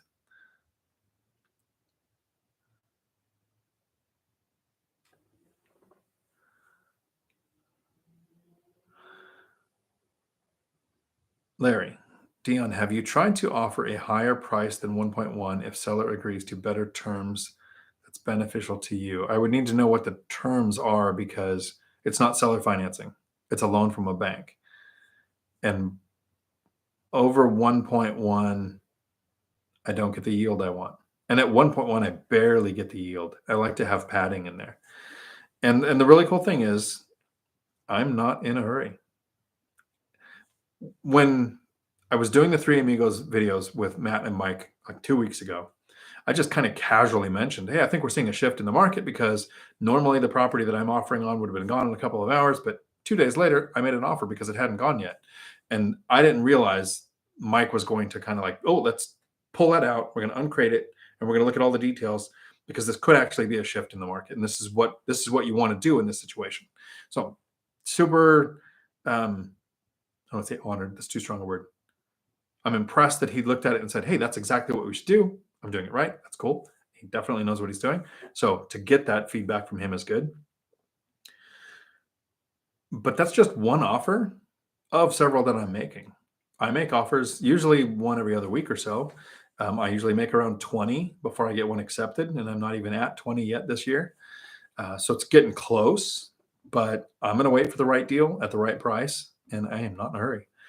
The swap meet logic. At the table, the person who can walk away has the power. So I will find the property that I want at the price I want without chasing it. But if you could tell me what terms might be more beneficial to me in case I'm missing something because my brain didn't catch up with the question, then I might consider it. Chester, long story short, debt is simply cash, but how we use it determines how financially intelligent we are, or those who know financial intelligence receive interest and those who don't pay interest. Yeah. Con, how do you classify class A, B, and C? Let me know in the comments, anybody who's still here, if you would like to see a video on that. Because normally when I get that question in the Facebook group, Real Estate Rookie, BiggerPockets thing, I put in a link of an article that Brandon Turner did like 7 or 8 years ago, defining class A, B, and C markets. But to answer that question would take a 10-minute video at a minimum. So if you guys want that video, because it's going to take 2 or 3 days of research to get the terminology and the factors to me that make A, B, and C, because really it's the type of neighborhood more so than the type of house. Like a D neighborhood is a war zone. So there can be a mansion in a war zone, still a D neighborhood. But if you want that video, let me know because it's going to take time to explain. Or I can get you the link to the Brandon Turner. If you Google Brandon Turner class of neighborhoods, BiggerPockets, the article comes up. It's kind of long, but it's good info. So, and then Clinton, with the limit on the number of mortgages, does that apply to the individual or the married couple? To the individual, as long as the mortgage is in your name. So if you are married and you're both on this mortgage, you both have one loan in your name. If one of you has this mortgage and one of you has this mortgage, you each have one mortgage in your name. So if you want 20, you need 20 mortgages that only one person's name is on each set of 10. I think I explained that right. Yeah, I mean, I know I explained it right. I hope I articulated it right. Mark, thank you. Thank you. Tanisha, how do you find the average yield in a particular neighborhood? A word that nobody likes to hear. Time. It's generally going to take you a couple of months, maybe 3 months. Look at the yield of the properties and kind of figure out which ones to dismiss. The really bad ones that need a lot of rehab is a burr. The really nice curb appeal ones might be going to owner occupied or something. But find the medium. The average deal, when you run enough deals that look good, that look like it would be something you would pursue, what do most of them come? You're going to figure out your cash on cash return. So annual profit divided by cost to acquire. Annual profit is you take your monthly rent, take out principal, interest, taxes, insurance, and setting aside money for repairs, maintenance, and vacancy. What's left is your profit. Times that by 12, that gives you annual profit. Cost to acquire is down payment, closing costs, immediate repairs. How much did it cost to make that place rent ready when you purchased it? That number, you divide the annual profit by cost to acquire, gives you a percentage. In my area, 7 or 8s were kind of normal, so I'm shooting for a 10. It seems like it's getting tighter. So if that area market changes to 5 or 6, I might look for 8s or 9s. I'm looking for a bit better than the area average. but you need to look at several properties over a period of several weeks or maybe a couple of months to get an average, because you're going to see one-offs that throw it off. So you want to look at as many deals as you can to figure out the actual average, not the median, the average. And take, if you can, take out the really high-end ones and really low-end ones.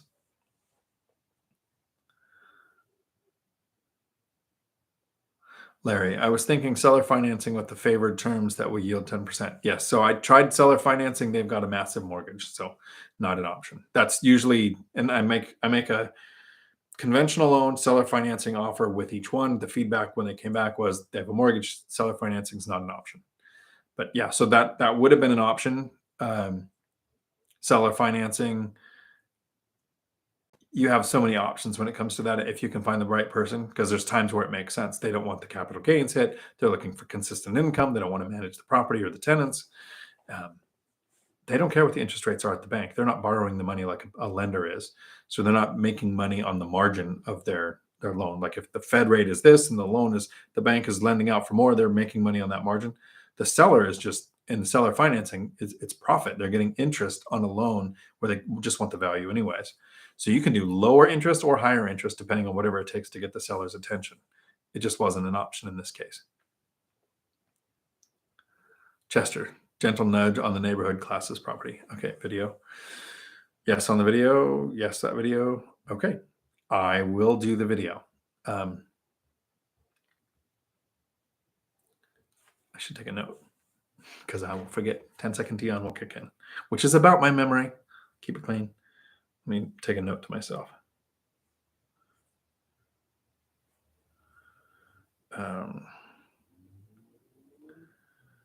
Class of video. I would have forgot if I didn't do that. Cool. I will do that. Definitely. Do you, so Ivan, howdy. And Pallavi, North Cal, Christoph, howdy. For yes on the video. Okay. I will do the research. I will do that. I don't know how long. I won't have that one out by Thursday because that's going to take some research, and then record and then edit. So Tanisha, do you invest in tax lien properties or foreclosures? I haven't. And the problem with a foreclosure is you're negotiating with the bank, and if there were a bunch of foreclosures and there were banks motivated to get them off their books, I would look at foreclosures. But if you have one or two, I buy right off the MLS or right on the MLS with traditional lending. So I haven't done anything creative to find that. It's a possibility, and I haven't done tax lien. My brother has gone and done the courtroom steps, sheriff auction, whatever you want to call it, where he buys a property. I have some friends who've done that. I haven't done that either. I'm the lazy investor. I set up auto searches with real estate agents. I look on the MLS and I just take what's there. Yeah.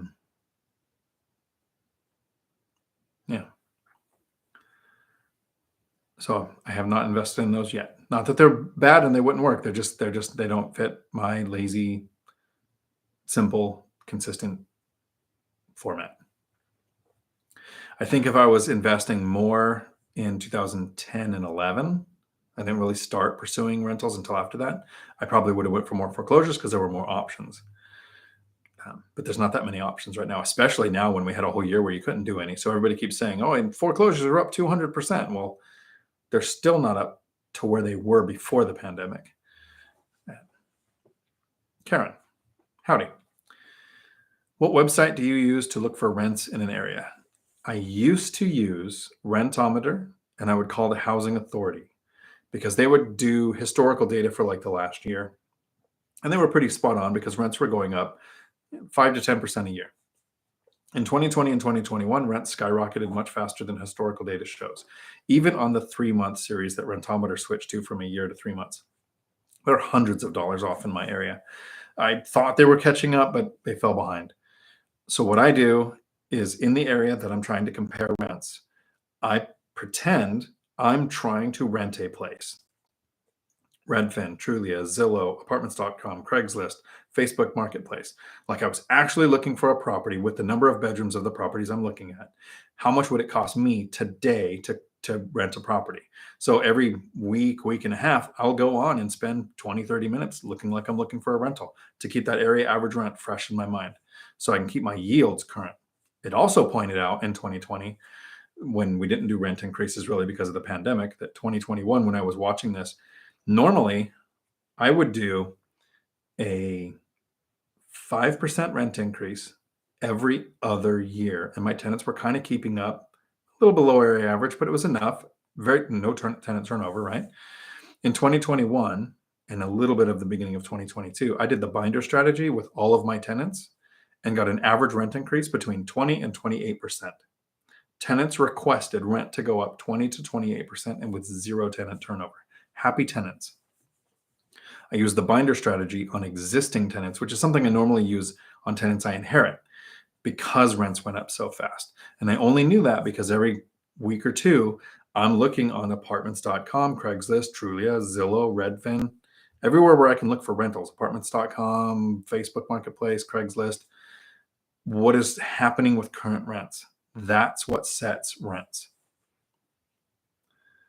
Chester, as a follow-on, any difference or preferences with short sales or sheriff's auctions? As a follow-up, so short sales, I am not interested in at all.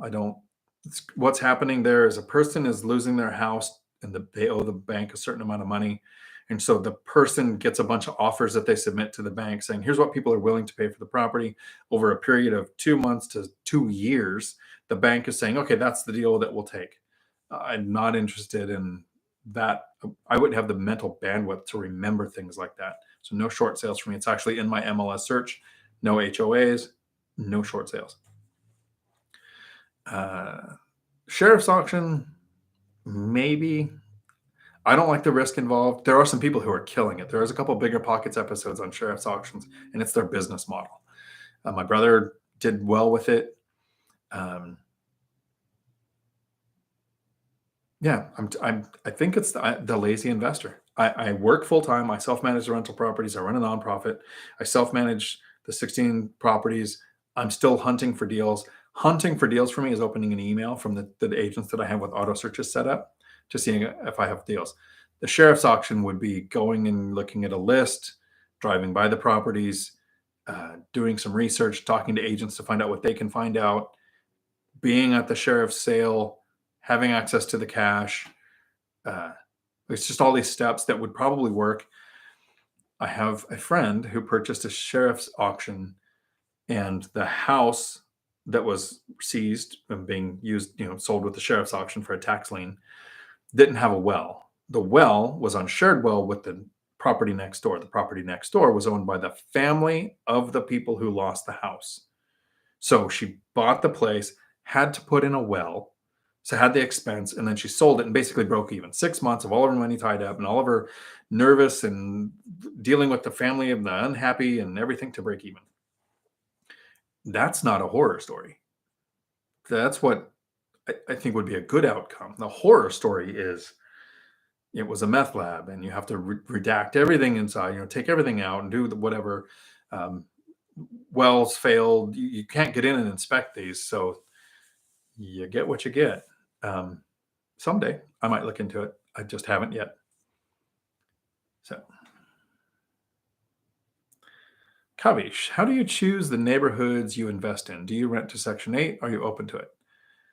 Yes, I rent to Section 8, and that is not based on neighborhood. Low income housing is often based on neighborhood, but Section 8 can rent anywhere from mansion to shack, because Section 8 will rent to the area average rent. And if you're in an area where every house was a mansion, that's the area average. Joe Asamoah, who's been on BiggerPockets a couple of times now, is known as the Section 8 landlord. He buys places that rent out for over $5,000 a month in the DC area to Section 8. So Section 8 is a good option. I invest in 2 counties. I normally don't like to say names, but in Thurston County, Washington, the Housing Authority is awesome. I love working with them. In Pierce County, Washington, they can F off. I am never going to rent a Section 8 in that county because they're hard to deal with. Thurston County, they are communicative. They tell me what they do. They actually let me use the binder strategy and got a rent increase. In Pierce County, it's hard to even get somebody to talk to you. So figure out your area that you're investing. You're more than likely going to have Section 8 managed by the housing authority. It's possible that a nonprofit with a random name can handle the voucher program in your area. Most areas it's housing authority, but not all. So find out if they're good to deal with, more so than the tenants. You can have good tenants or bad tenants who are Section 8 or not. The property attracts the tenant, not the funding source. I have Section 8 tenants that have an 830 credit score that have never had any issues. I've had good tenants who weren't Section 8. It's a part of my diversification strategy to protect my assets. I like to have 1/3 military, 1/3 Section 8, and 1/3 working or retired, so that I've kind of got it broken up, right? It would be illegal to advertise, to run a property saying military only, Section 8 only, no military, no Section 8, right? So don't be stupid. It's not illegal to control where you advertise. When I have a unit and my goal is to keep 1/3, 1/3, and 1/3, if I want a military tenant and I advertise on base, chances are, not guaranteed, but chances are I'm probably going to get a military family. If I call the housing authority and I say, I have a unit that's coming open on May 1st, here's the link, please share that with your tenants or your clients, more than likely going to get a Section 8 tenant. So I control how I advertise to diversify my portfolio. That way, a prolonged government shutdown, a pandemic, or a stock market crash isn't going to impact all three sectors of my portfolio. So I've had really good luck with Section 8. Yep. And so the phrase I like is Section 8 income is not low income housing. Try to separate those out in your mind. Low income housing is low income housing. So the criteria to get there, a lot of those end up being in war zones. Section 8 housing is fixed income housing. To qualify for the voucher, you have to have consistent income at a certain level. So think disabled veteran, person with a disability, Social Security, retired person, some reason why they qualified for an ongoing fixed income voucher. Whereas low income means that currently that person's life, they don't make a lot of money, but they don't have barriers that can stop them from making more. So there are Section 8 program people who have voucher holders who have bad credit. I don't rent to them. My criteria is the same, Section 8 or not. 700 credit score, no evictions ever. Doesn't matter how they're paying for the rent. So hope that helps. I do have a video on my channel, Section 8 how to, gives you a couple tips on how to work with the Section 8 housing, how to speed up the process, and how my binder strategy got the Section 8 program to increase what they were willing to pay. They told me for that property, 1,800 is the most. Use the binder strategy through an email, got them up to 2,200. So it's effective for them too. Tom, yes to class. Okay, perfect. Pavish, I'd love to see that deal you offered 1.1 on and see how you broke it down, how you give rents, where you think of rehabbing units to get pro forma, etc., how you gauge rents. Sorry, I might have missed it, but why is the binder strategy? Sounds like a nugget. Okay. So I went over it once earlier in this video. I have 2 or 3 videos on my channel called the binder strategy, how to get a tenant to request a rent increase. It's actually the strategy that got me invited on BiggerPockets. And literally today, this morning, Business Insider released an article on me. They did one like a week or 2 ago on kind of like my strategy, my whole portfolio. The one that came out today was just on the binder strategy, how to get a tenant to request a rent increase. I think it's one of the things I like the most about my channel is sharing something that helps a landlord get a rent increase and helps a tenant be happy. I've had tenants just recently ask me for a $335 rent increase. They asked me, Dion, would you please raise our rent $335? And when I said yes, when I acquiesced, they thanked me. That's, to me, how cool the binder strategy is, because the tenant doesn't move out. They're happy. They're not going to trash the place. So, yeah. Tom, Sure. Oh boy, you know this army guy gonna mess with you about 10 seconds. Evolve Properties LLC. Howdy. Those rent websites definitely aren't keeping up with rent increases. I have a duplex where both apartments went vacant at the same time. One went for from 1025 to 16. Second one went from 900 to 15. Nice. Yeah, and what someone paid for rent last year is not what their rent is based on. Area average rents set rents. Rob, howdy. Dion, where's the month-long trip to this year? Well, originally was supposed to be Russia. My brother and I talked about going to Russia for a month. I don't think that's going to happen. I think we'll wait on that. So maybe Brazil. We've talked about that a couple times. I've reached out to a friend named Mike who lives in Brazil to get some information, and he's given me some hints on where that might go. I'm not sure when that will happen though. It might. Tom, any comment on the Oscars? Here is my opinion of the Oscars. If you watch the Oscars and you have a rental property for sale, you should email me and give me the details. Rob, how's the $1 million house hunting going? Well, never mind on my last question. Seems like you already answered. Nice. Chester to Evolve LLCs. That's insane. But we're seeing it everywhere. Kavish, holy smokes. Congratulations on the Business Insider article. Thank you. Yeah, it's kind of cool. Their interview process is in depth. Like, if there's people here who've bought a property, imagine this. The person who does the insider interview wants more details and proof than a lender does. That was impressive. Rob, if you go to Brazil, let me know. My wife is from there. Awesome. So definitely we'll be reaching out. That would be cool. Chester, funny enough, you're learning Portuguese. I'm gonna have to do some research. I thought I spoke Spanish because I grew up in Southern California and went to Colombia, and Colombia has kind of a mix of Portuguese, Spanish. There's something like alto means stop, right? And you get down there and all the stop signs say pere, or however you say P-E-R-E. Subtle things like that. So I think if I go to Brazil, I'm going to study some language to prep for it. I felt kind of stupid when I took 6 months to prepare to go to Thailand, and I tried to learn Thai. Everybody there spoke English. Actually used more Dutch in Thailand than Thai.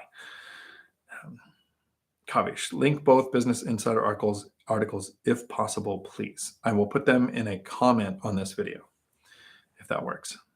Cool. Thank you, Kavish. And Matt, howdy. I think I saw your name earlier.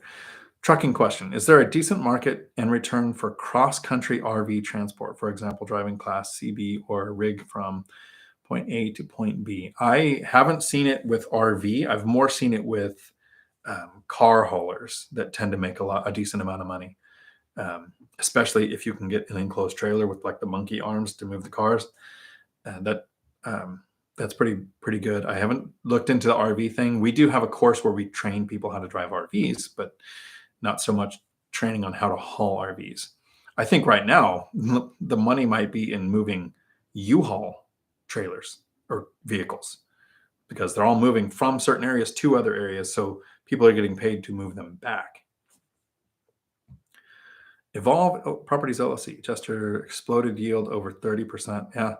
So the increase in my area was over 30% because the binder strategy doesn't get you the full, like if I had them move out and I did a rehab and got someone in there, at their request, the smallest increase this year was 20%. The biggest was 28% increase. The tenant said, will you please raise my rent 28%? It's crazy. Ariel de Cabo for scuba diving in Brazil. Definitely the place we want to go.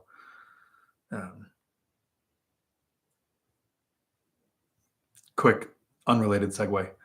My brother is a much better scuba diver than I am. If you ever go scuba diving, the way you judge skill and not skill really is how long your air lasts. and I breathe like a horse. So a tank that's designed to last an hour and a half at that depth will last me an hour and a half. He'll come up and he'll have used like 10% of his bottle. But we went snorkeling in Cartagena. Normally we scuba, but we went snorkeling. So we go down about 15 feet. And all of a sudden, my brother starts to dolphin like he's dying. He goes up with a snorkel mask on. He took a full breath like he was scuba diving. And it was great to see because he's such a better scuba diver than me that he can make mistakes too. So when we go to Brazil, I'll definitely be looking into the scuba. North Cal, how is the trucking industry doing with fuel prices? I need to get my brother on the show. I do. I had him on one video, but it was like an edited one where he wasn't in very much because this isn't his thing. Kind of like he'll ask me a question. Just, Business Insider did an article on you. Why'd you do that? It just doesn't get trying to share this information. His thing, he reached financial freedom at 50, 10 paid off rental properties. And for 7 years now, he's just been goofing off. Like whatever he wants to do, he does it. So good role model. The trucking business is doing pretty good. What people aren't going to like to see is that even trucking schools are starting to add a fuel surcharge. So transportation companies are going to add a fuel surcharge. Fuel surcharge goes to product price goes to consumer. So everything we buy is going to be impacted by that. North Colorado Dawn. I used the binder strategy on 2 of my tenants and it worked perfectly. Got them to raise the rent $350 each. And they're happy. That's the crazy part. Vita. Howdy. I'm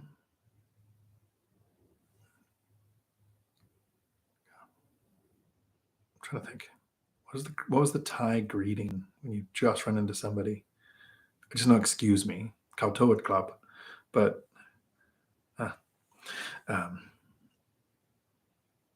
when are you coming back to Thailand to see me? I would love to meet you in Thailand. I'm not sure the next time we're going. I thought the travel restrictions were pretty hard for Thailand.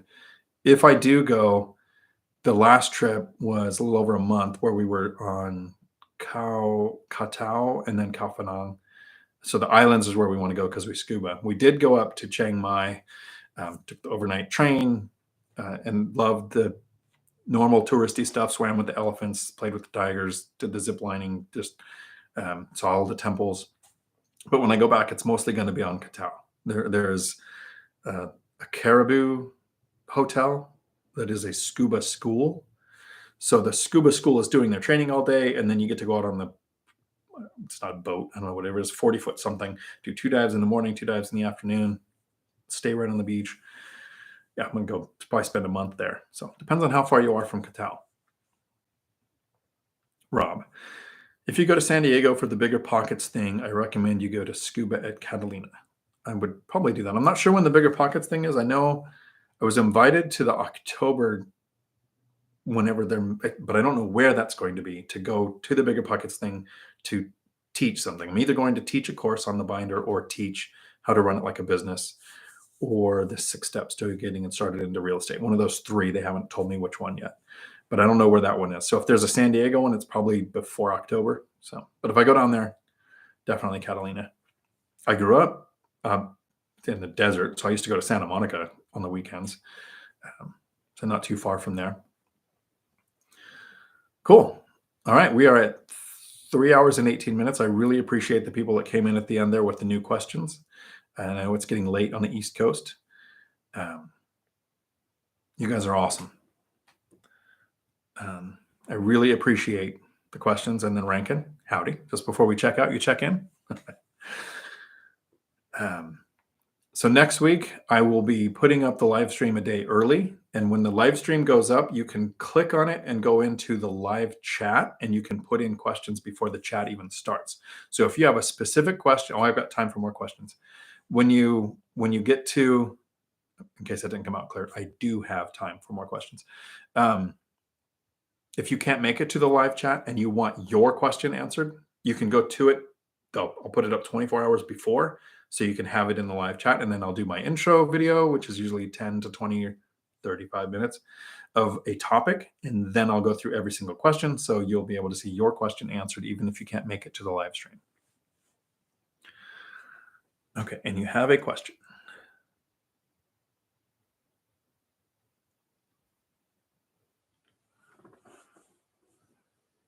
Thanks, Phil.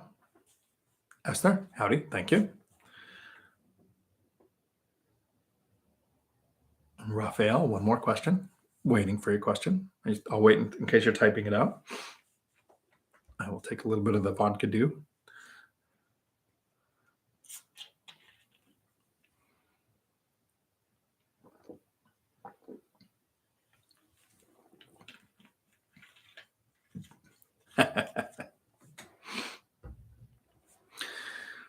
Vince, that was creepy right as you got on. North Cal. Vince, howdy.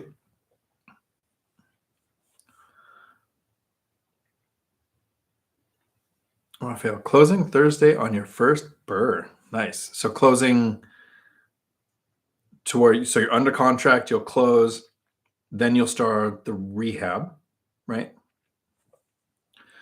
So cool. You'll have to update us and let us know how that goes. I actually haven't done a BRRRR yet. I've made some offers on BRRRRs recently as the savings increased and I found a couple of deals. Didn't end up getting them, but I'm ready. Raphael, have you used hard money lenders? Oh, so howdy. Have you used hard money lenders and how would you structure it when using it for a BRRRR? I have not used hard money lenders. All of my loans have been conventional and I don't do rehabs, but I am currently working on the possibility of a BRRRR. So I've saved up money to buy my next fourplex, which would be over $1 million. So I've got the down payment, but it's enough money to where I could, without hard money, buy a property and fix it up with my own money, rehab it with my own money, rent it out, refinance it, get my money back and repeat. If I was going to use hard money, it's possible I would do it now. I don't know that I would do it in the beginning because the chronology on a rehab, especially when we have supply chain issues where things are taking a long time to come in. Matt, the lumberjack landlord, has waited 60 to 90 days for windows, things like that, can screw up the timeline. And the way hard money works is you're paying a certain interest, and it could be 8, 10%, whatever, for the length of the loan, which is in most cases about a year, sometimes even less. So if you get your rehab done and your refinance done and you pay off the hard money before that year passes, you pay your 8 or 10% to the hard money, which is fine. You don't care what that percent is because you're looking at your yield at the end. What if your rehab takes longer or your refinance doesn't go through and that hard money goes past a year? Now your interest rate and all kinds of terms with that loan can change. That would be my concern. So it would be structured to where I knew that I had enough time to get a rehab done based on what needed to be done for the BRRRR. If it was something simple, like we need flooring and paint and maybe new doors or something, sure. But if it's something where it needs foundation work, it needs a well put in, whatever the thing where it could take too much timeline, I don't know that I would do it. And I especially don't know that I would do it until I had the cash flow from other assets to handle the mistakes I'm going to make and the costs that could come up from the increase in the cost of the hard money. Thanks, Tom. Tom, did you say something about pomegranate vodka at one point? I do. I keep that at work, but I'm at home now. So this is the Forgotten Realms map, home, Dragonlands map, work. That's where the pomegranate vodka is. Thanks, Rob. Rankin, sorry, I finished that now, getting my cash to recycle. So, oh, good. Signed lease with Tenant this morning, too. Nice. Okay, so you're closing on your refinance. That's awesome. Cool. Chester, is there such a thing as a turnkey BRRRR, or is that not feasible? There are companies that do BRRRRs. So it's a turnkey company that does the BRRRR, but they're basically doing I don't know. I would think that I've heard of those. I don't know that I've ever put enough merit into it to pursue it, but there are companies that do BRRRRs that you can invest with. Rankin, Chester, yours is a rehab. Raphael, thank you, and take a shot for me. Will do. Xiang, 8100. Howdy. You've probably gone over this 100 times, but can you talk about how long it took between property acquisitions? Yes. I lived in a house that I bought in 2000 or 99 or something like that, as an owner occupant, not as an investment. It was, house, white picket fence, raise the kids. That was the plan. 2009 or 10, decided to start investing in real estate, but had a bad debt to income ratio and low income and a lot of bad debt. Talked to some lenders, found out that if I had rental income on my tax returns for 2 years, that I would have better debt to income ratio. So I moved into an apartment for 2 years. It was 2 years, maybe even a little longer, to save up the down payment. Around 2013, bought the first duplex, moved in as a house hack. This lowered my housing expenses by $1,200 a month. 2 years to save up the down payment because I did 20% down for another duplex, not owner occupied. About a year and a half to save up because now the income snowball starts to kick in. The house is rented out. I'm living in a duplex, renting out the other unit. I have a duplex that's cash flowing. This income snowball starts to pile up. So a year and a half to have the down payment for another duplex. At that point, I focused all of the cash flow. So this is around 2015, 16. I focused all the cash flow into paying off the single family house. Mortgage lenders were letting you have 4 mortgages in your name in 2015. So I got to 4, figured I'd pay one off and then add another one. So I paid that off in about 2 years, maybe a little less, because the income snowball is a real thing. I had more money coming in that I actually knew what to do with. 3 or 4 times what I was making at work was going into my savings rate. So 2018, so paid off the house by 2018, saved from 18 to 2020, purchased a duplex, fourplex as a house hack, second house hack, 20% down on a house hack because the income snowball. End of 2020, purchased triplex. May 2021, purchased duplex. So that's the timeline of about 11 years of investing in real estate. 16 rental units, 7 properties. Have currently saved up the down payment for the next purchase, making offers, looking every day. Financial freedom happened at the 4th property.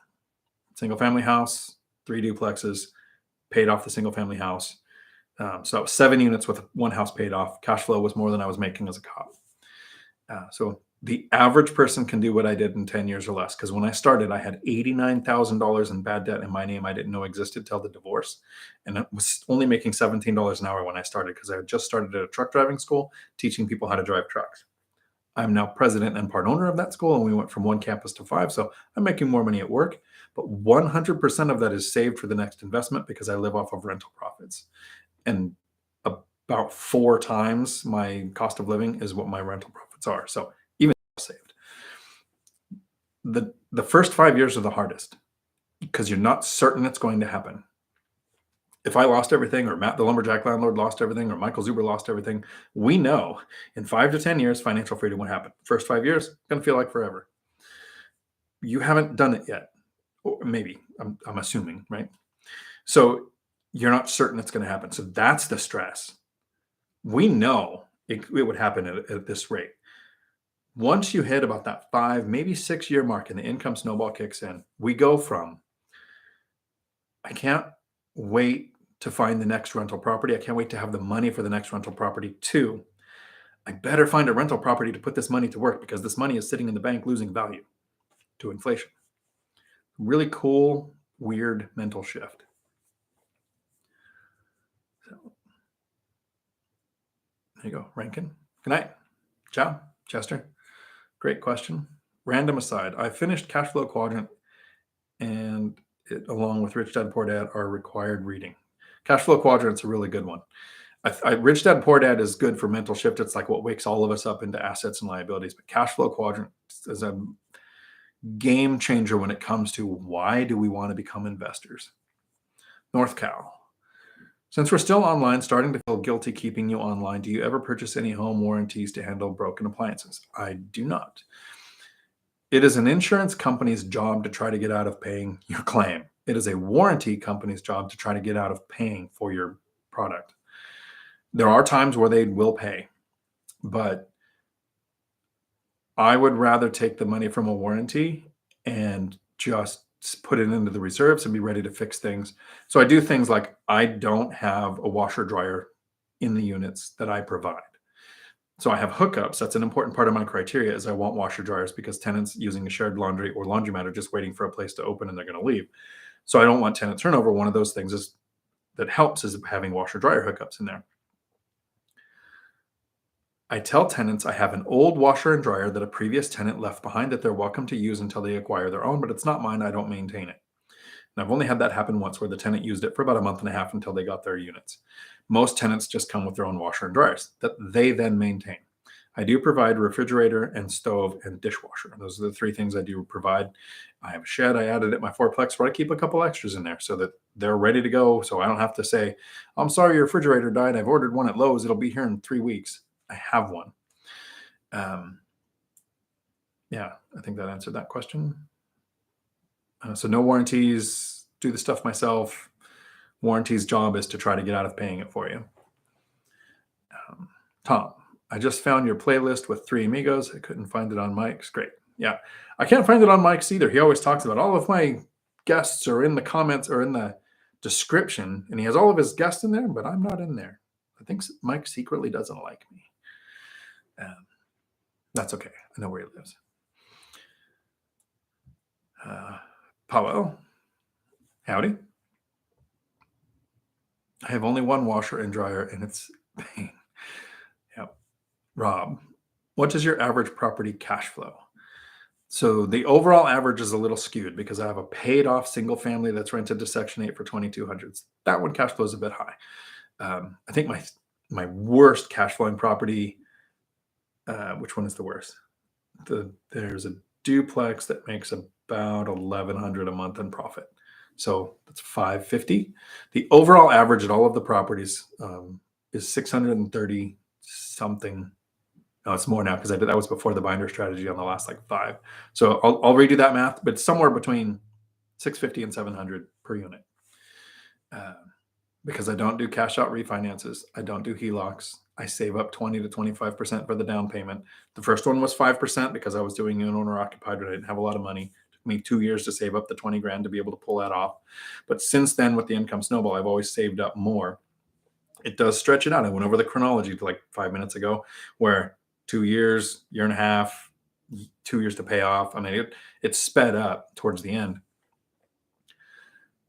It could have gone faster, and I could have had more units if I recycled capital, but the cash flow would be a lot less.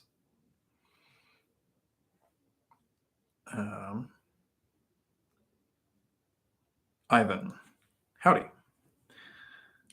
When would you consider investing in a multifamily syndication? I looked into those last year, and I didn't like 2 things. You lose the control I have with my self-managed small multifamily. And the syndications that I looked at were projecting rent increases in the future using the fact that we've had rent increases for the last 2 years as justification that was going to happen. And their projected yield was 7%, but the GC, the main people who put together the syndication, whatever they're called, took 30% of your 7%. So the return was smaller. Didn't have all the tax benefits of rentals. So it's possible that when I'm done buying rental properties and I decide I don't want to pay off the mortgages or however that works, that I might take some money and put it in a syndication, but it's not going to be a part of my strategy to become wealthy. So I've said this in a couple of videos. I'll try to do it as briefly as possible. Warren Buffett talks about being diversified and investing in several different asset classes.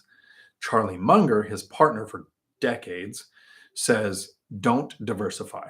And you can see Warren Buffett kind of cringe when he does it. But Charlie Munger says, focus on one asset class to become wealthy. Once you're wealthy, now you diversify into other asset classes to protect your wealth. But you're not going to become wealthy if you choose different things. So I chose buy and hold, small multifamily, some house hacked, residential 30-year fixed rate debt. I'm financially independent, working on financial freedom. Independent is I don't have to work. Freedom is I don't ever have to look at a price tag. I'm still working on that. When I hit that point and I don't want to buy any more investments that are of the strategy that I used to get there and I want to diversify, 1 to 5% into crypto, 1 to 5% into metals, 1 to 5% into syndications. I will diversify into different asset groups to protect wealth, but it would hurt me to invest in those while I'm building wealth.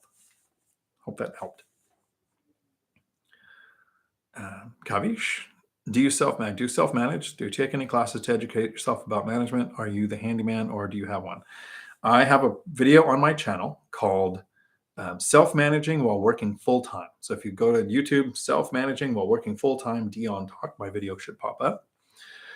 And I have 2 handymen because I am not I've done some work, but I work full-time. My self-managing should take me a couple of hours, and I'm very happy to pay a handyman. I love paying a handyman for something that I could have done, because when I call that handyman on a Thursday at 10:30 at night and I say, I've got this emergency that you need to go do, the way they keep that easy, consistent work is by going and doing the weird stuff at the weird time of night. So I have 2 to make my life easier. In case one is busy, the other's available. And I'm always interested in finding more. I use the Thumbtack app to find contractors, get quotes, and read reviews. And I set expectations with tenants early. So that's the Cliff Notes version of what is in that video, self-managing while working full-time. If I had a property manager that cost me 10%, and last year I had 0 tenant turnover, like none, it would have cost me about $29,000. 2 hours of work per month for 29. It's a little less than that, I think. But the gross rent, 10%, I will self-manage for 29 grand. If it took me 30 hours a week, I would give 29 grand to a property manager to get my 30 hours a week back. That'd be worth it. I'd still be making enough to multiples of what it cost me to live, right? But someday I may have a property manager. And do you take any classes to educate yourself? No. YouTube University, every BiggerPockets episode there is, One Rental at a Time, Millennial Mike, Lumberjack Landlord, April Crosley. If I watched Graham Stephan and Meet Kevin, it was anything over 2 years ago when they were real estate investors. Now they're YouTube content creators. There's a big difference. So YouTube University to educate myself, local REI meetups. I would recommend taking One Rental at a Time's course because he has 6,000 videos on his channel and his course is just less than, I don't know, $400, whatever. But it gets you consolidated down with his experts touching on what I teach. Self-management, Lumberjack Landlord talks house hacking. We've got lenders in there. There's all these different content creators that created material for Michael Zuber's course. Because what you do is you can get all of the information if you watched all 6,000 videos, or you could pay a few $100s and get the 20 to 30 hours of whatever content. I'd have to do the math to find out what's actually in there. It's a bunch, but actionable in the chronological order in a structured learning format. That's where the information is. But I never took any no guru classes, no $30,000 3-day weekends or anything like that. Tom, when you thought you could only have 4 mortgages and paid the one off house, did you also start paying down another faster? No. I got to 4, paid the house off, and then I went out looking for the next one, and when I got back to 4 with the 4plex. And then the lenders, 2 things happened. Lenders increased from 4 in your own name to 10. So that was around, I think, 2016. They started saying, yeah, you can have 10 again. Maybe it was 18. It wasn't too long ago. And rates went down. My mortgage rates were 6%, and then all of a sudden they went down to 3%, 3.1%. So it didn't make sense to pay off a mortgage that was at or below inflation cost. So my goal now is to get to 10 mortgages, and I might just stop investing. I might pay off a mortgage to improve cash flow. I might not. I might never do that because the tenants are going to pay that off. I don't care about having a paid off mortgage. As far as I have one, right? So that's my safety net. Got so much equity in that house that as it appreciates, my equity is gained without the debt. I might get to 10 and stop. If I decide at some point I want to grow a portfolio like Mike or Matt does, when I get to 10, then I'm going to switch to commercial loans, portfolio loans, non-QM loans, asset-based lending, add more loans that aren't Fannie Freddie backed, and grow as much as I want. or not. Because past financial freedom, more doesn't matter. It matters to us before we're there. We think more is always better, but at some point, it's time to go goof off and enjoy life. My brother's killing it. Retired at 50, over 7 years now of Sea-Doos, quads, Thailand, Colombia. He's driving down to Florence, Oregon to hang out in the dunes. Like, he just does whatever he wants. I think he says every now and then he's probably going to buy another rental because the cash flow builds up and you got to do something with it. It's a weird, terrible problem to have.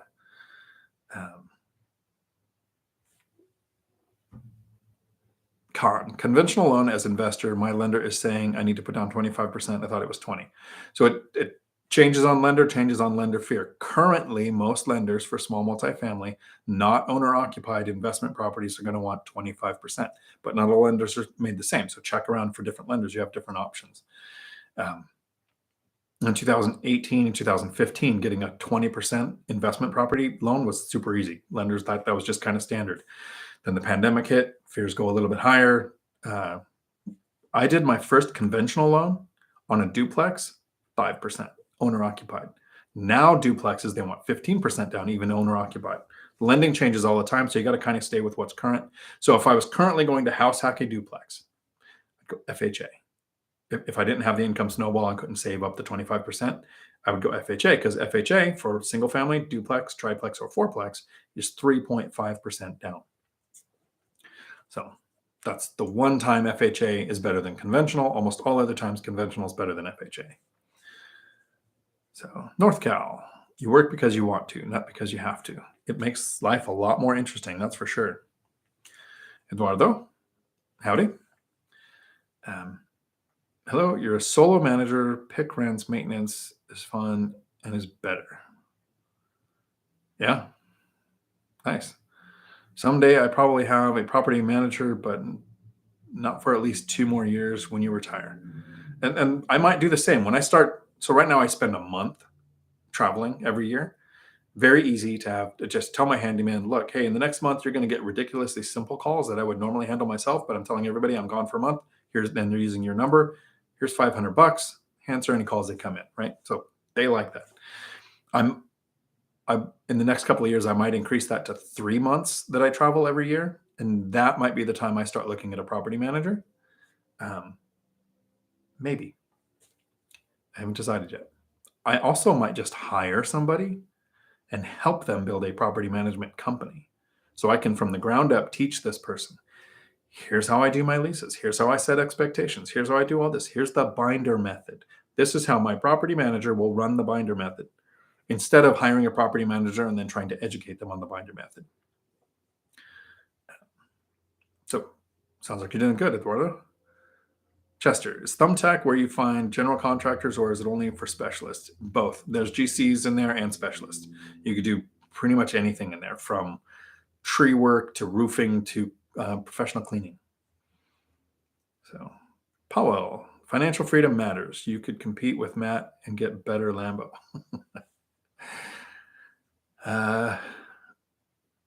It would probably be easier to compete with Matt because he still has kids under 18, and those are expensive. J Camp, howdy. Just joined the chat. What do you use to advertise your properties for new renters, or how do you find new renters? I primarily use apartments.com to list the property. It's free for the owner to put it on there. You might use Zillow. There's a couple of other platforms like that where you can upload pictures. You can put in descriptions. It gives you a category you could put it in. There's a paid version. If you have a bunch or something, there's some reason why the paid version, maybe they put it out more, but I've had plenty of luck with just the free version. The applicant pays $45 to have their credit ran and their eviction report ran to you. So I put in my advertisement for the unit saying, this is my criteria. Don't apply if you don't meet this. And then my 2 criteria, don't apply if you don't meet those. So they don't waste their money if they're not going to be accepted. Some people use Facebook Marketplace. Some people use Hemlane, Stessa. I don't know if Stessa does. Stessa might just be a management tool. I know that Hemlane does. You can run basically your whole business through them. They are actually, their CEO is on Michael Zuber's channel once in a while. So if you go to One Rental at a Time and you look up for the thumbnails that say hem lane, there's good information in there on there on those if you want to try them. I haven't tried that yet because the free version for apartments works for me. Eduardo, it's very hard to find honest people too and hardworking people. Thank you. I've been learning a lot from you and others. Awesome. I'm hoping the information helps. Finding staff is a limitation of almost every business. Our truck driving school fights with it. Our companies that we provide employees for through our nonprofit fights with it. Finding good handymen is hard. So you can find some handymen on things like Thumbtack app when you have contractors come. I like to go to local REI meetup groups and ask the other investors there which handyman that they use and kind of get a face-to-face review of their work. And like I said, always have at least 2. I've cycled through probably 5 in the last 10 years, but because usually handymen have other goals or other jobs, and they might decide that their job is more important than their handyman work, or they want to grow a business and then they work with me. I've got one that's worked with me literally ever since I started investing. He's still doing it. So finding them, it's like gold. So what I do is I reward my agents. If somebody wants to invest anywhere near Pierce or Thurston County, Washington, I've got a list of agents. These are the people that I've worked with that I really liked. These are the lenders I've worked with that I really like. And here are the handymen that I've worked with. The more work you can provide for people like that, the more likely they are to continue to want to work with you. Chester, applied financial intelligence is the key to financial freedom. Yeah, take action. North Cal, will your criteria template for new renters be in the book? Yes. I also have a video on my channel called Tenant Screening 101. So that's got that there. So it's not book format if that's the way you learn, but Tenant Screening 101, Dion Talk. You'll find it on there. Kavish, what is the nonprofit you created, if you don't mind discussing? If you go to hiddenjobs.org, you'll see the website made by a 5-year-old with brain damage. But it basically spells out what our nonprofit does. And there are over 6,000 registered transportation companies in Washington state. Most of them are nationwide. Most people, when they think of trucking companies, they picture the driver. Every single trucking company has HR, IT, operations, logistics, forklift, mechanic. I mean, every position you can imagine exists in transportation. And a lot of people, when they're looking for a job, they never think of working at a trucking company.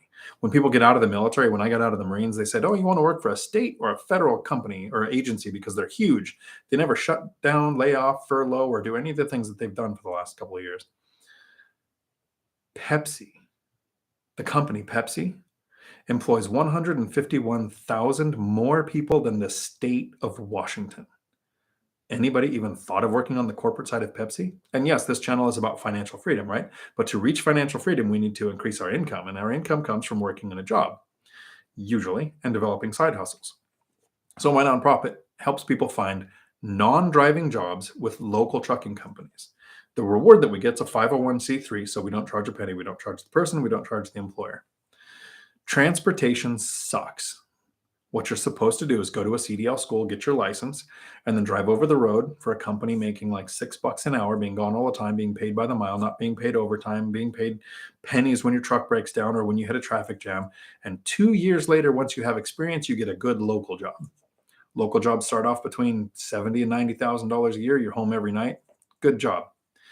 What our nonprofit does is we help people find non-driving jobs with trucking companies that aren't over the road. So our graduates at our CDL school get to go to work for companies where they're home every night. Our actual company tagline for the CDL school, for commercial driver school, is be home every night. We get people good local driving jobs right out of school because other people come in and use our nonprofit to find a non-driving job. So that's the Cliff Notes version of what we do there.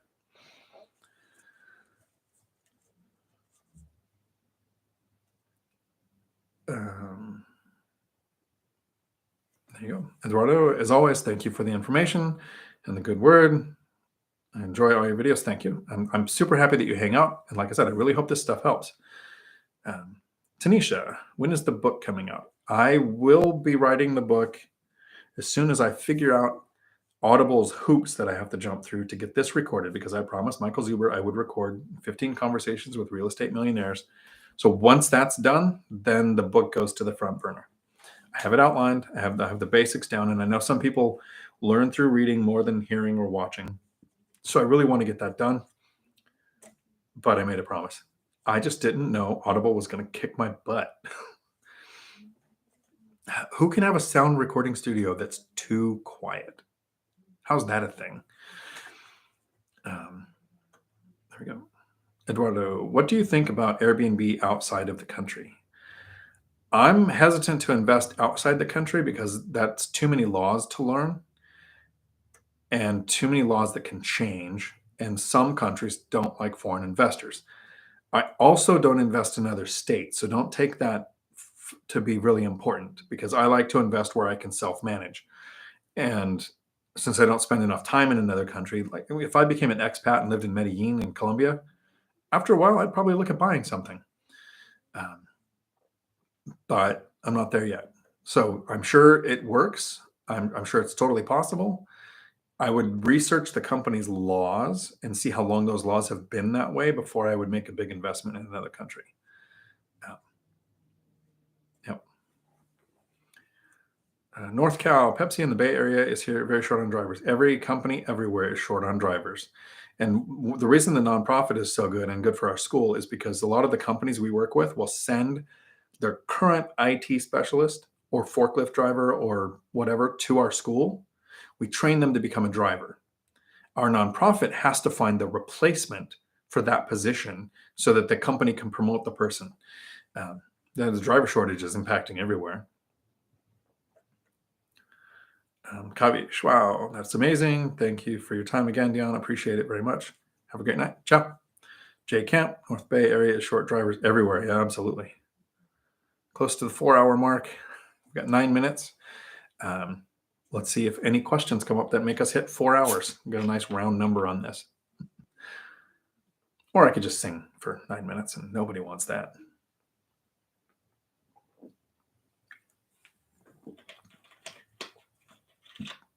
That means East Coast people, if there's any here, it's what? Midnight? 11 o'clock? Eduardo, well, I'm Mexican too. I love it and enjoy it. And Airbnb works great, even if you are at a distance. Yeah, see, so having citizenship in another country, absolutely. I think that's something, especially if you know where the good Airbnb spots are and how the laws work and that kind of stuff. Absolutely. Sing the Marine Corps anthem. I walk my post from flank to flank. Take no, yeah, probably not the anthem you were talking. Chester, could you discuss the umbrella policy? I've heard you and Matt mention it before. It would be helpful to understand it a little bit more. It's on top of homeowners insurance. So it's 10:52. So yeah, okay, so 3 hours. Thanks, Ivan. So the umbrella policy is a policy that you get on yourself. Each property has property management, property insurance. Make sense out of my words. Words are hard at the 4-hour mark, apparently. And the vodka started out a bit higher than that when I first started. I have up to $300,000 slip, fall, or injury coverage on each property, and then full replacement value of the properties on the policy for each property. Then I get an insurance policy for myself that names each property. So you have to talk with your insurance rep to find out how many properties they'll put. Stillwater Insurance through Geico that I have doesn't have a limit, but some years they don't offer it. And some years they do, and they put a 5 property limit on there. So you have to talk to your broker, find out how the umbrella policy is actually structured. So I have $2 million in coverage that cost me, it was $550 a year. I think it's going up this year because it renews in like a month. So I expect the pandemic to have caused some shortage that makes insurance go up. So if there's an injury on the property and the damages are above $300,000, then the umbrella policy is triggered up to $2 million. So that's the coverage that I have on my portfolio. That is one of 3 things that gives you asset protection. Insurance is step 1. And umbrella policies aren't a lot of money. And they're definitely worth it for peace of mind.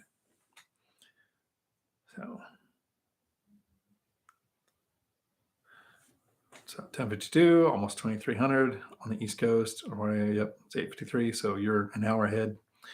Raphael, how can someone who is relatively new, have two buildings, total of 5 doors, provide value to someone like me? So this is going to seem silly. Ask questions. The thing that's making me really good at investing is answering questions to a new investor.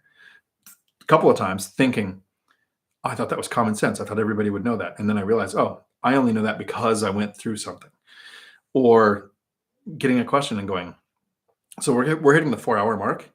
I think 2 times in 4 hours, I've had to say, I really think that's a good question to bring up on Matt the Lumberjack Landlord's channel or Michael Zuber's channel, or if it was the investing at a distance thing, I would say Millennial Mike's channel. 4 hours, 2 times I've had to say, you probably want to ask this other person for that specific information. That's only because I keep interacting with newer investors and they ask questions. And believe me, 3 years ago when I started answering questions, most of my answers were wrong. I would answer a question in the real estate rookie Facebook group and I would get pounced on because I would say, oh yeah, if you're a first time home buyer, use that FHA loan. Because I thought stupidly FHA meant first time home buyer because I didn't do the research to realize that that's not what that's for at all. And that's not even the time to use an FHA. It's like the worst time. So I was like, oh, this is a question I don't know the answer to. I know what to educate myself on. So when you come and you ask questions like that, you're actually helping me because sometimes tonight somebody will ask a question and I say an answer like it's part of an edited video. Like I've got the answer, and that's because I've answered the same question enough for it to become subconscious. And for somebody with a bit of head trauma, it's really cool when things hit the subconscious level with me to where it just happens without me having to think about it. So that's the first thing as far as YouTube goes. But when you're looking for a mentor, if that's what the question is, educate yourself and pick your strategy and learn as much as you can from YouTube University and some audiobooks before you even start looking for a mentor. Because let's say somebody was on here today. They're like, this looks like a real estate channel. Let me check it out. Or I saw Business Insider. Let me see what this guy says. I haven't done any flips. I haven't done a BRRRR method. I don't invest in commercial property, so 5 units or more. I invest locally, so at a distance, I'm not your best guy. Like, I'm not the best mentor for anybody who wants to use those strategies. But if somebody wants to do buy and hold, investment property, small multifamily, possibly house hacking, self-managing, building the income snowball, that's my wheelhouse. You don't know what wheelhouse you're looking for yet. Usually when you just have a couple of rentals, do you like short term? Haven't done it. Do you want to invest at a distance? Millennial Mike will tell you how to pick a market. Do you want to get into creative financing? I can connect you with that person. So once you narrow down what your end goal is, then you can reverse engineer how you find the people you want. And as an investor, if somebody shows up and says, can you mentor me? How do you answer that? You saw how long it took me just to explain how to find a mentor. How does a mentor know he can help somebody? But if you show up to an investor and say, hey, Millennial Mike, I have 2 rentals. They're at this distance. I self-manage them there, or I have property management there. I'm looking to learn from somebody who invested at distance like you do. And I'm wondering how you picked your market because I pick my market based on these things. So you have some kind of core concept that he can build on. That's how you provide value. Be teachable by getting the base down because a lot of the base stuff is the same. Like there are 6 steps to starting in the real estate, and then they change about in the middle. First, we learn to save. Then we work on our credit score. Step 3, we talk to a lender. So I haven't even talked to an agent or narrowed down what asset I want to invest in yet in 3 steps. And these 3 steps can take up to 2 years. Getting a good savings, getting your credit score where you want it, and then finding out from a lender what your options are to narrow down what you want to invest in. And then you can actually talk to somebody who could be a mentor and give them enough information to where they can give you feedback that's beneficial. Whereas if somebody came to me and said, hey, I really want to learn about flipping, I haven't done it. I have a bunch of reasons why I wouldn't do it. So I'm going to be a detractor to the person's goal. Everything I'm going to even think is going to be, here's why you probably shouldn't do that. So if that person really wants to get into flipping, we need to find a flipper who's successful at it, who I just talked to on a call today, and I'm going to be setting up some deal deep delve. That's not the right term for it. Some strategy videos on how to do flipping with somebody coming on who that's what they do. Kind of like Michael Zuber does with his course. He's never self-managed. So he had me come in and teach self-management. He's never house hacked. So he's had Michael or Matt the Lumberjack Landlord come in and teach that. He's got Millennial Mike coming in to teach investing at a distance. So I hope that helps. Justin, I'm having a hard time getting started. I have a down payment saved for my first rental, been self-educating for years now, following Mike Zuber's program. How do I get to the point of making an offer? Do you have your auto searches set up with agents in your footprint that you want to invest in our properties coming in? And do you have an agent that you work with that's willing to make offers that make sense to you? Kind of like when I reach out to my agent and I say, hey, we found this fourplex for 1.3 million. I'm going to watch it for a couple of days. Tell me when it sells and what it sells for. And 2 days later, when it hasn't even got an offer in yet, I say, I'm going to make an offer of 1.1 million. I'm literally going to undercut it by $200,000. And my agent goes, all right, Dion, you know what you're doing. Let's do it. And sets up the offer, DocuSign, send it off. If you find an offer, if you find deals that make sense to you, you're going to have this 2 quick mental processes. You're going to find the deal. The numbers work in your area. You're probably going to get outbid. But you need to take steps. Making an offer is a huge step. So you find the one that only makes sense to you, to where if you get the offer, it's an amazing deal. You're going to send off that offer, and for about a half an hour, you're going to mentally sit there and go, what if they don't take my offer? And then, oh crap, what if they take my offer? That's how quick that transition is. You make the offer fearful that they might not take it. Then all of a sudden, if they take it, you have to pay for an inspection. You're going to pay for something on something you might not end up buying. You have to pay for an appraisal. Again, you're giving somebody money to go look at something and hope that they say that it's expensive enough for you to buy it. Weird. And then you have to think of, how would I introduce myself to the tenants? So making the offer, the fear of it not being accepted, that's the easiest one to get over. Talk to a lender. Find out what your options are. You've got the down payment. Get your auto searches set up with your agents in your footprint. Look for great deals, and do it for, like you've said, you've done it for a few years now, so you should be looking at deals. You'll recognize a deal that would be great. Make an offer and don't care when you get outbid. And then make an offer and don't care when you get outbid, because eventually I get 1 out of 20, usually is my average. I make 20 offers and I get 1 accepted finally.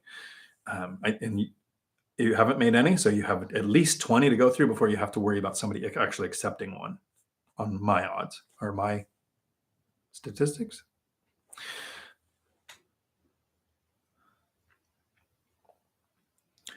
Eduardo, what insurance? So Stillwater through Geico, but check around. Every time I get a new property, I call several different places and get several different quotes.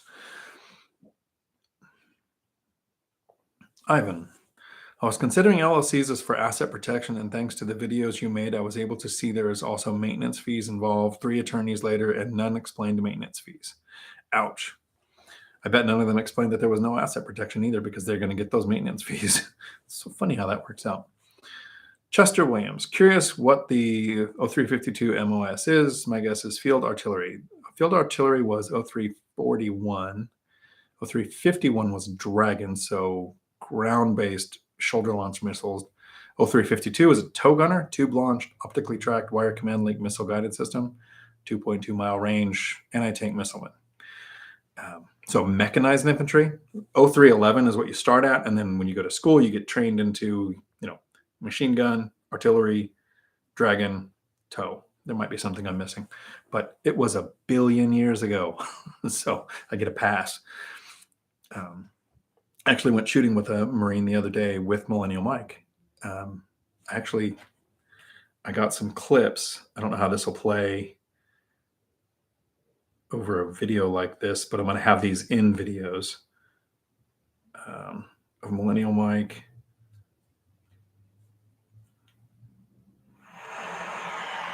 So, I'm gonna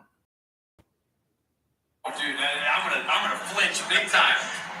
It's him shooting a .44 Magnum that I inherited from my mom. When it comes to investing, you miss all the shots that you don't take. Woo, that's got some heat to it. So, and the Marine that I was with there actually talked about what MOS I was. And I said, yeah, they probably don't even have those anymore. And they do. And he was talking about how they've changed it. So expect to see some Millennial Mike video clips and in my videos going forward. I had him do some like catchphrase things like that.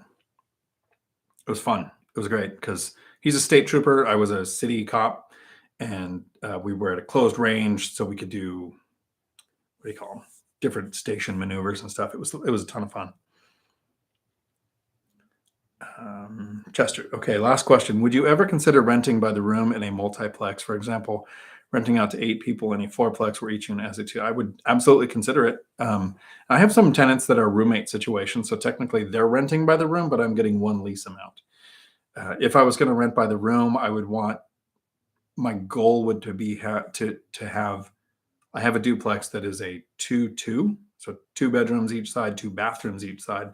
That's easy for me to then turn into a by the room situation. But I haven't yet. Currently, I want, this unit is rented. Everybody qualifies who's on the lease, and they each pay their portion on one of them.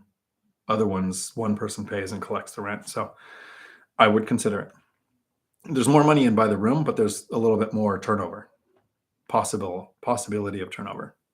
Northcom. Why don't the other guys self-manage? Matt, the lumberjack landlord, does self-manage. Michael Zuber uses a property manager. My brother self-managed for decades, and in the last like 5 years, he started to use property management because he's retired and travels so much. He still self-manages his 3 units in California because that makes every trip that he goes to California a full tax write-off. Yeah.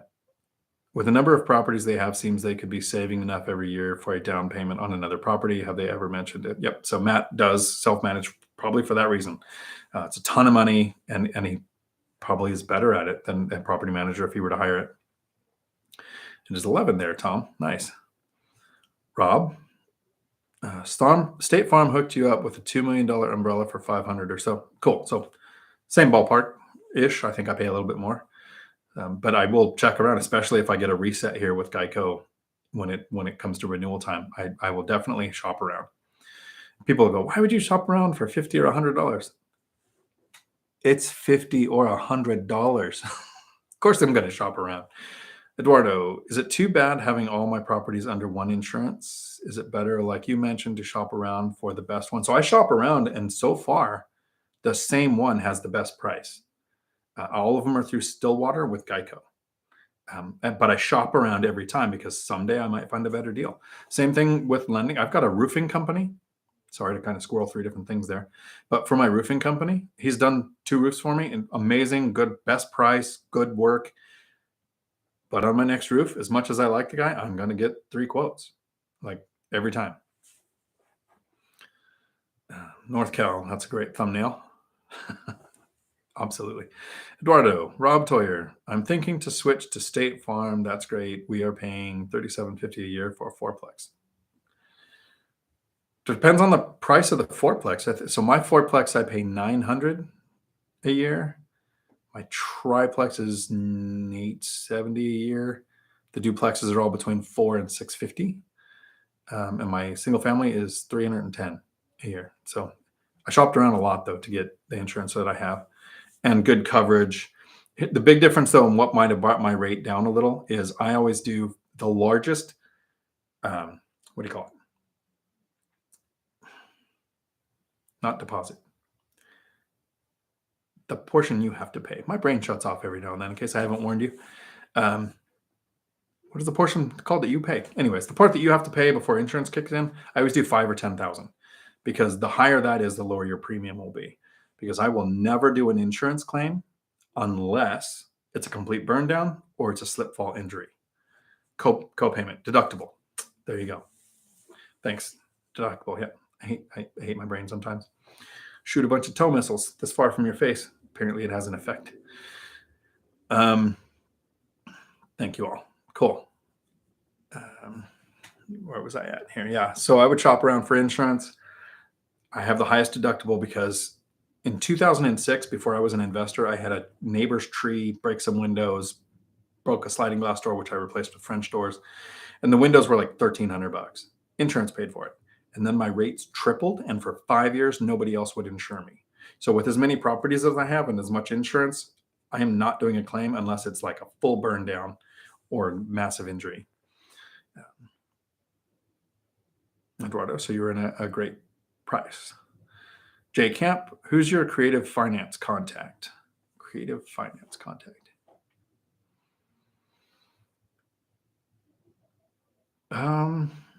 So Matt uses commercial through a trust. Mike does commercial. That's a good question. I'll have to, please ask me that next week. By next week, I will know who my creative finance person is. I know somebody that I would refer to. I know if you want asset-based non-QM loans, I refer you to Alex with Certain Lending. He's in a mastermind group with me, and I've had good luck referring people to him, but I don't know if that's creative. That might be.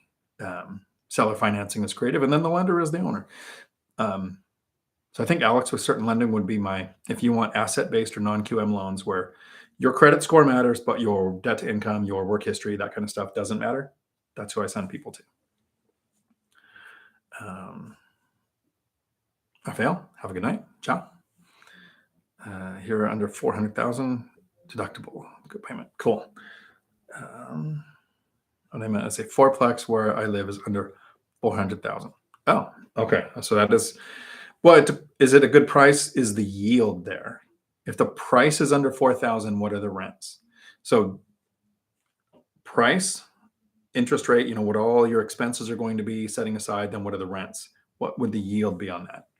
My last duplex that I purchased in May of 2021, I put it under contract at 400, used the inspection report to negotiate it down to 397.50. So I took $2,500 off with the inspection report. That's kind of a average price for a year ago here. That was May. So we're coming up on, we've had 20% appreciation here. So it's going to be 5 something for the same property now, pretty much. Almost 5. And we are at 8 o'clock, 4 hours and 11 minutes. How is everybody still awake? Okay. You paid under 200 each fourplex before the prices went up. Yeah, I was paying around $298, $325, and then 4 was that. So yeah, looks like a wrap. We've hit the 4 hours. You guys are awesome. Thanks for the questions. This was great. We'll do the 3 amigos on Thursday. I'll have a video coming out on Thursday. And I will see everybody next Tuesday for the live stream again. And if you ever have questions, my email, happy to share if I can. If you have a question you don't want to ask in a public format, you guys have a week full of awesome.